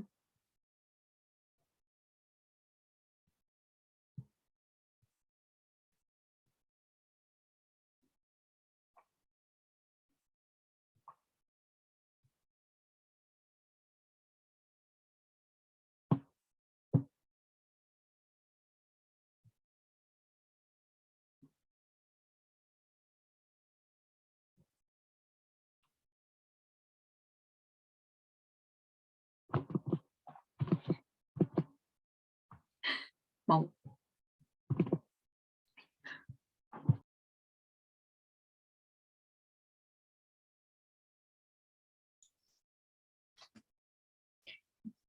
Felicitaciones, muy bonitos conocimientos, y de verdad que cuando a uno le gusta, creo que no hay barreras, y usted ha llegado lejos y aún todavía le falta mucho por caminar. Felicitaciones, le auguro muy buen éxito en todo. Gracias. Muchas gracias, Natividad.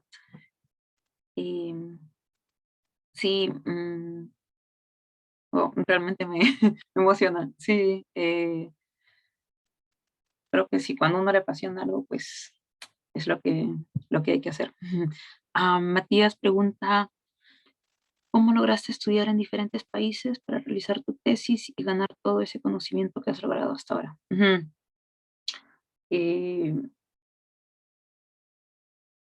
En diferente, ahora, bueno, la verdad es que el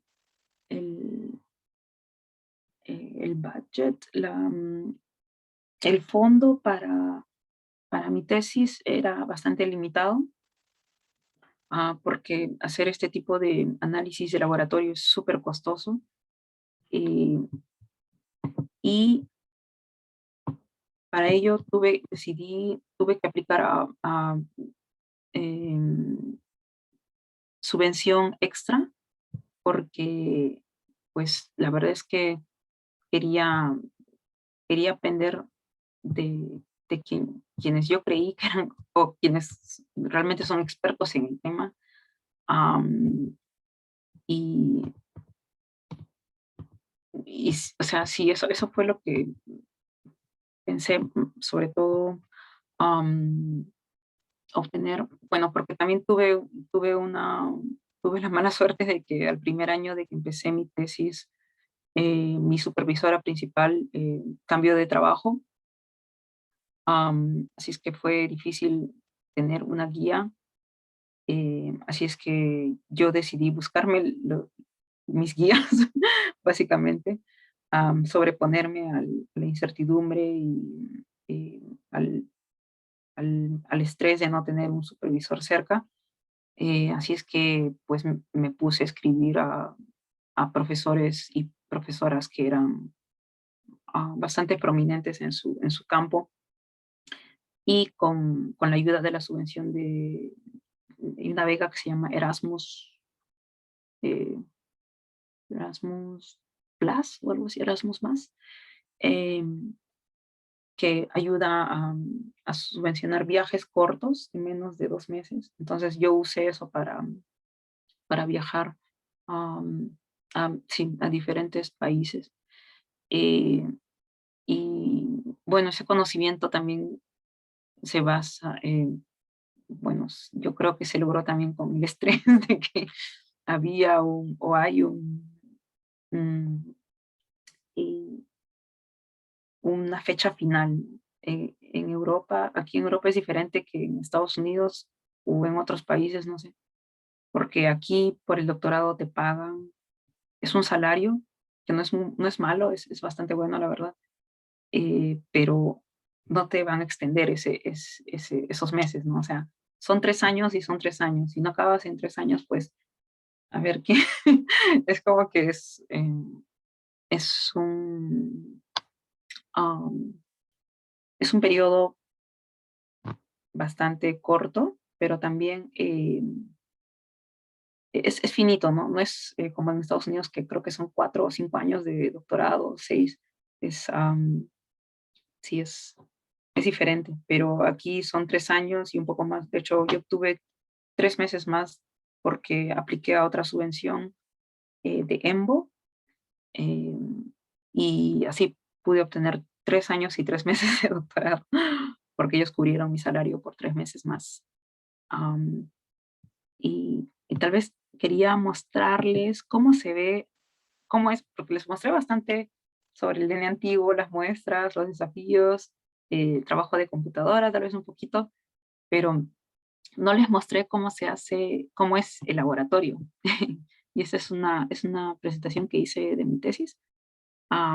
Perdonen que no esté traducido en castellano, pero básicamente es ese laboratorio, es súper pulcro, y es una foto que me tomé yo misma, de hecho, con una cámara que solamente puede estar en ese cuarto. Y tenemos este tipo de trajes de bioseguridad, esos de tipo COVID que vimos ahora. Y sí, aquí no entran ni celulares, ni tarjetas, y pues es súper limpio, y es muy chévere, pero también estresante estar ahí, porque uno tiene que lavarse con lejía varias veces, am, mm, usa doble guantes o 3 guantes, eh, y sí, es bastante también como que solitario, porque solamente hay una persona puede estar en este mismo cuarto. Am, pero es muy chévere. Uno pone la radio y pues ya está. Sí, solamente quería mostrar esto de, de laboratorio.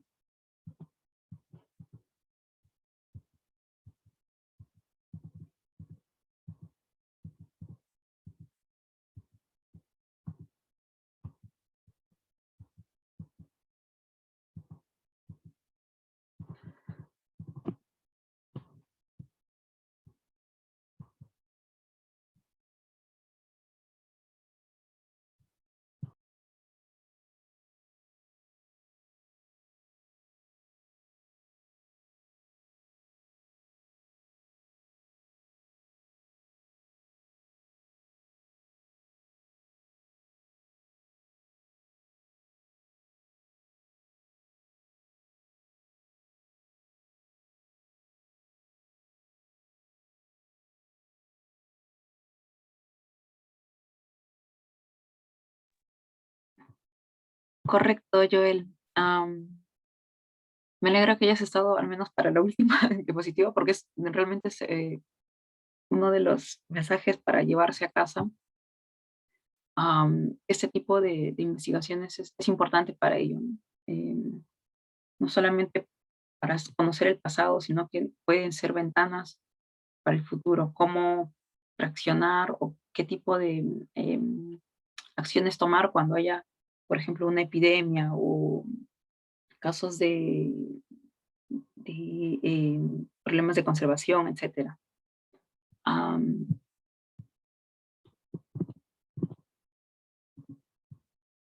Y no se preocupe, todo bien.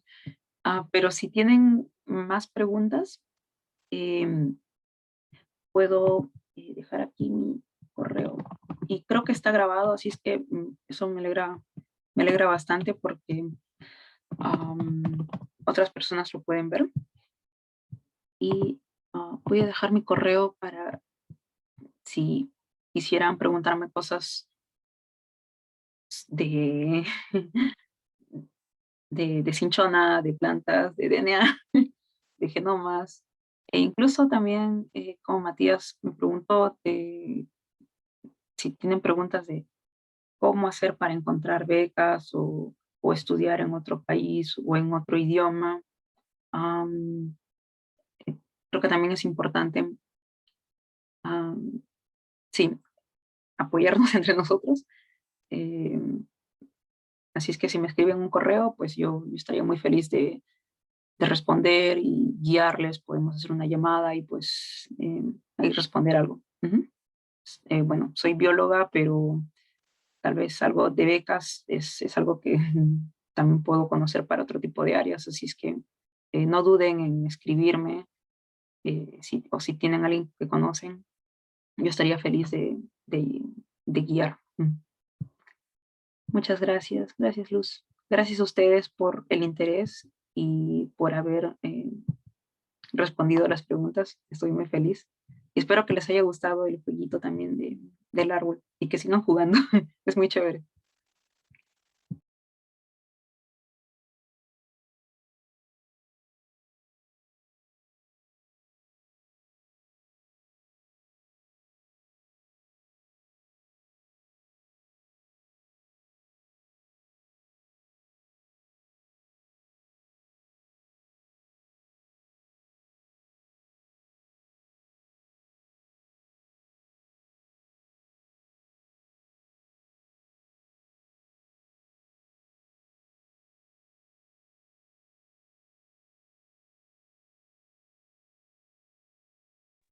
Bien, muchas gracias a todos los participantes por su presencia en esta sesión del día de hoy.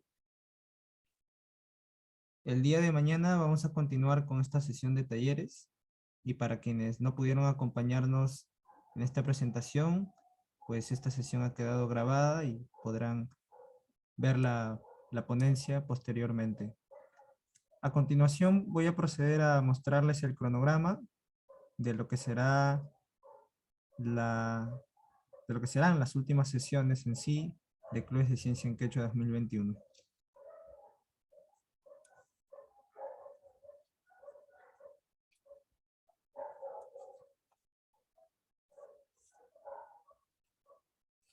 Bien, como pueden ver en pantalla, hoy estamos culminando con esta ponencia sobre qué nos dice el ADN de las plantas sobre nuestro pasado y futuro. El día de mañana, a las 9 de la mañana, iniciaremos con el taller Léxico Técnico y Científico en Quechua, en su tercera y última sesión.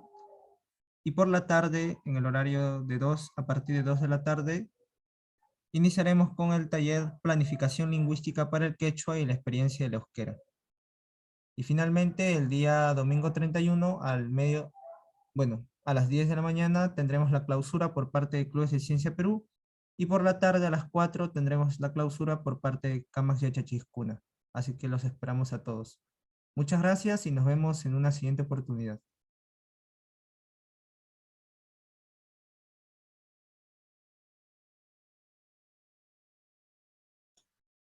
Gracias a todos.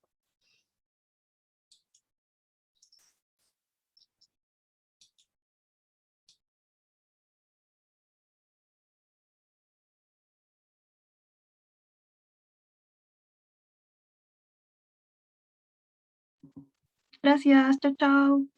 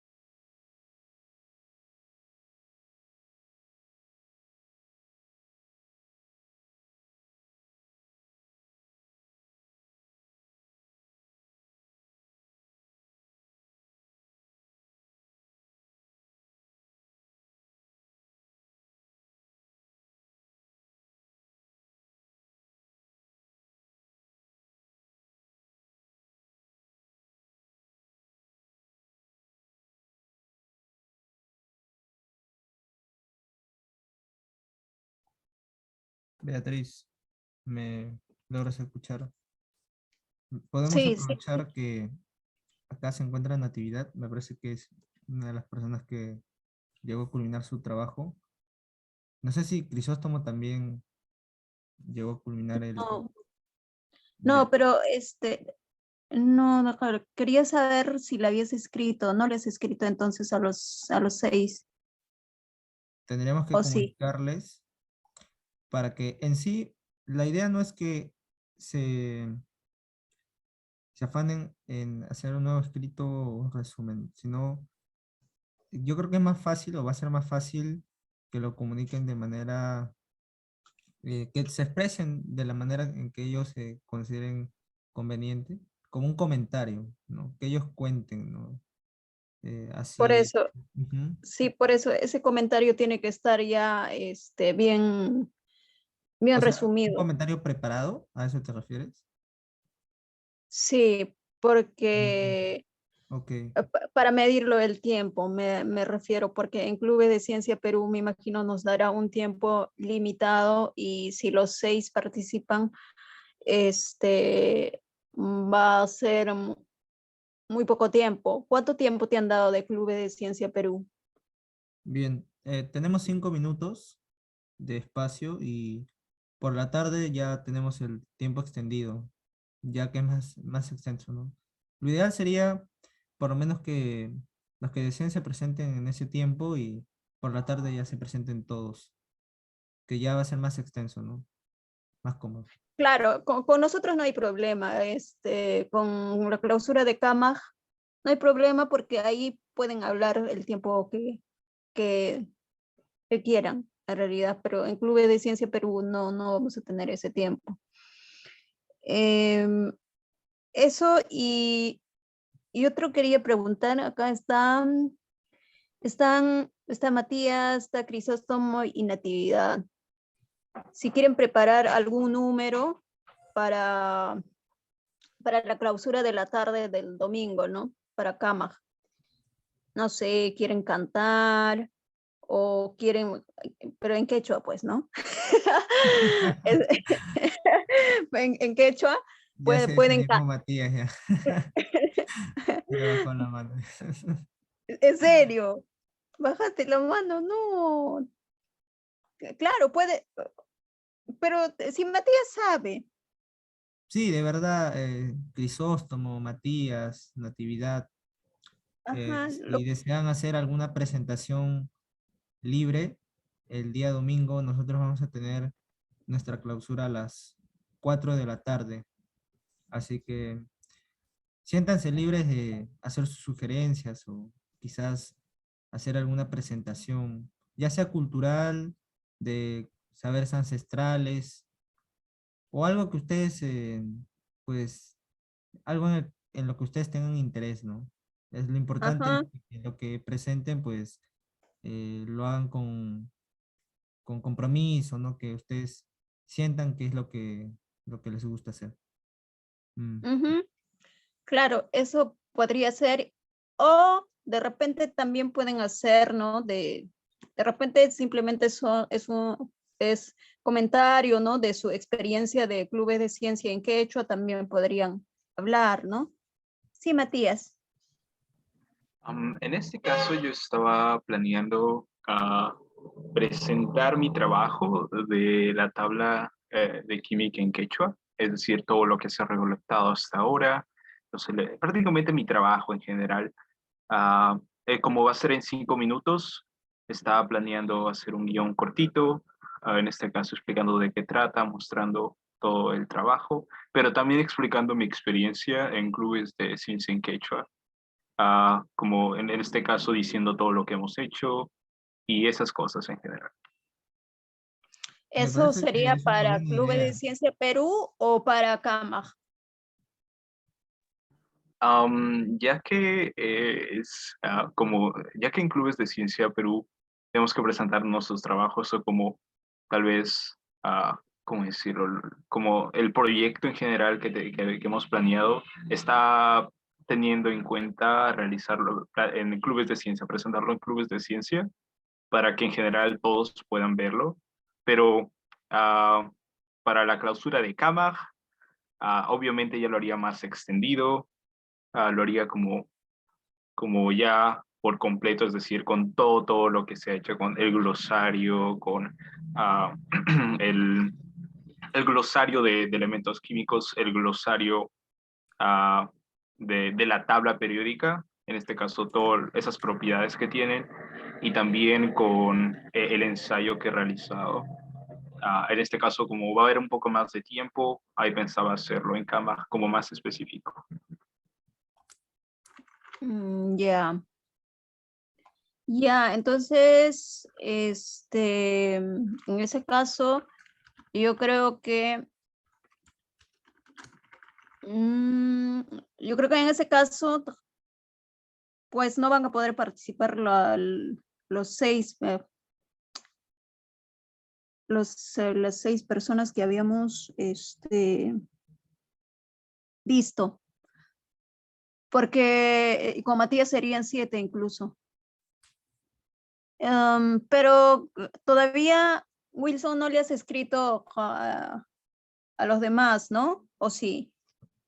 Porque yo te había dicho ese día Está que les... pendiente la comunicación con los que llegaron a culminar su trabajo, y en este sentido también debemos de tomar en cuenta que, o sea, no solamente era presentar, ¿no?, el trabajo, o sea, lo importante es que hayan culminado, y Ujú. también es contar la experiencia, ¿no? Porque ese día vamos a ver nosotros a los demás clubes que en su mayoría van a hacer eso, ¿no? Van a contar qué tal han pasado durante sus, bueno, sus sesiones virtuales en estos días de talleres. Y Ujú. en este sentido nosotros estamos yendo como que un poco ya, somos un poco más formales quizás, ¿no? Porque estamos presentando los trabajos, y sería bueno que también en parte cuenten, ¿no? Un poco, un comentario breve. Y es ahí donde está esa facilidad, ¿no? Sobre todo porque es oral, ¿no? No habría que preparar mucho un escrito. Bueno, esa era mi idea, ¿no? Pero ahora que mencionaste que sería mejor un comentario preparado sobre su trabajo, ya, o sea, dicho ya en sí, un resumen, me parece que eso sí lo van a tener que escribir y, bueno, formular bien, ¿no? Porque prácticamente es como hacer una introducción, una conclusión, es prácticamente escribir en 5, 8 líneas todo lo que Menos, tiene su 5 trabajo. líneas. 5 líneas, está bien. Bien resumido, no solo sacar lo más importante de su ensayo, ¿no? Eso sería. Pero de todas maneras pienso que aún así se va a ser el tiempo nos va a quedar corto. Sí, por eso Eh, vamos a tener en este caso la sesión de la tarde, donde Ujú. ya ahí prácticamente es más abierto, ¿no? Claro, eso es en cama. Sí, Claro. ahí pueden conversar, pueden hablar. Ya, entonces, ¿en qué quedamos? Sí, Matías. Ajá, justamente eso iba a preguntar. Quería decir, entonces, ¿qué es lo que vamos a realizar específicamente ese día? Nos vamos a enfocar en contar nuestra experiencia, específicamente sobre todo lo que hemos hecho alrededor de clubes de ciencia en quechua, a toda la comunidad de clubes de ciencia Perú, o vamos a presentar cortamente un resumen de nuestros propios trabajos. Eso es lo que en el caso de o sea, hay 6 personas que han logrado culminar satisfactoriamente sus escritos académicos. Entre ellas hay una eh, participante, bueno, me parece que es María, quien ha escrito en la variante de Santiago del Estero, en el quechua de Santiago del Estero. Sí, Entonces, sí, en sí, los trabajos son la evidencia, la muestra de que sí es posible, ¿no? Hacer escritos de esa magnitud, aplicando terminología, vocabulario, estructura, tal cual otra lengua. Eso es lo que se ha estado pues trabajando, ¿no? Y en ese sentido, pues, en parte es importante que ellos decidan, ¿no? Si es que desean mostrar hacer su intervención. Supongamos que de los 6, solamente 3 deseen, entonces se divide el tiempo y se organiza, ¿no? Si hay espacio para contar la experiencia. Pero creo que como va a ser 5 minutos, se podría centrar en hablar un poco sobre el trabajo y brevemente decir un comentario súper breve sobre su experiencia, ¿no? Más o menos así podría ser, ¿no? Es como decir, sí. yo lo voy a hacer ahorita en español, ¿no? Pero de manera similar, ¿no? Algo súper breve. Por ejemplo, durante estos días, durante las sesiones de trabajo, logré trabajar un ensayo dedicado a la educación intercultural bilingüe en estudiantes de tal zona, etc. Este ensayo habla sobre esto y esto, ¿no? Finalmente llegué a la conclusión de que los estudiantes de dicha zona requieren con urgencia una mayor atención en fortalecimiento de sus capacidades socioemocionales. A lo largo de los talleres he aprendido muchas cosas que estoy seguro me van a servir para continuar indagando sobre las diversas temáticas del ámbito académico. O sea, lo que acabo de decir creo que no superó el minuto, ¿no? Algo breve, porque es el tiempo que nos han dado, ¿no? Y es el tiempo que van a tener los demás clubes también. Sí, tengo una idea. Estoy chequeando acá la lista y pues las personas que podrían hablar sería María de Los Ángeles, que ha hecho el trabajo en Quichua de Santiago de Estero, y Norberto, que hizo el trabajo en Quechua del Centro. Y tenemos, y de ahí tenemos a Luz Merisa, Joel Quispe y Adelina Quechua Chanca y Natividad Quechua Collao. Entonces, de Quechua Chanca tendría que, y con Matías serían Quechua quechua chanca, ¿no? Porque, bueno, Matías domina el sureño de alguna otra manera. Pero es, por lo que veo, como escribe, es más chanca, ¿no? Entonces, creo que de chanca tendría que ir uno, o el quechua chanca, o el del sureño, pues a lo mucho iría dos personas. O sea, en ese caso, como Matías quiere presentar su trabajo y hablar de su experiencia, entonces Matías sería uno, y la otra persona, pues, podría ser Natividad, ¿no? Ya que está con nosotros acá. Hasta No ahí sé vamos qué. 4, ¿no? Porque dijiste Sí, María de Los Ángeles, Norberto y Matías y Natividad. sí. Yo tengo una curiosidad con respecto al tiempo. Yo había escuchado que era, bueno, era de 5 a 7 minutos, es decir, 5 era el mínimo y 7 era el máximo, pero no estoy seguro. Si 7 fuera el máximo, ¿creen que tal vez un minuto y algo? Porque siempre las exposiciones se demoran un poquito, ¿no? Tal vez 5 segundos más, tal vez 4 segundos más, eso, ¿no?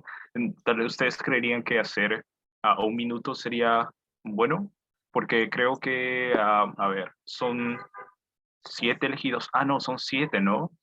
Ah, bueno, tal vez No, entonces 40. es que, es que ahorita ya no estamos viendo.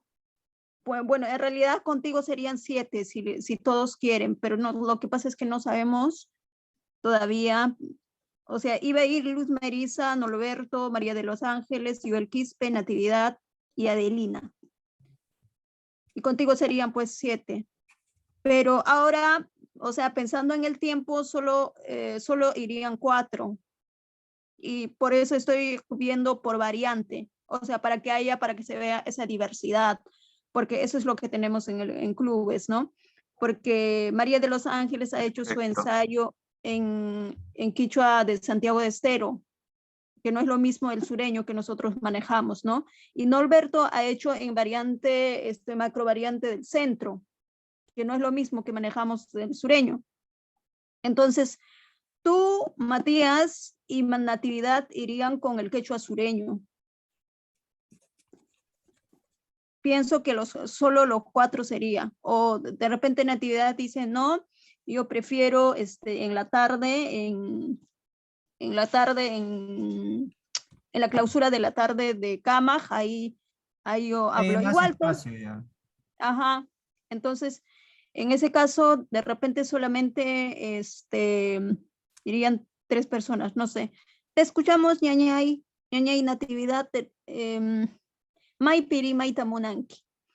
Na clubes de ciencia Perú Pichu y cha kai clausuranchis no canchis pakanka kamajpi kamaj yachachikunawan chaypi qallapanchis rima kusunchis ima kunatacha yachakuranchis kay kay tinkuypi imakunatacha riki ruwarqanchis chaykunamanta.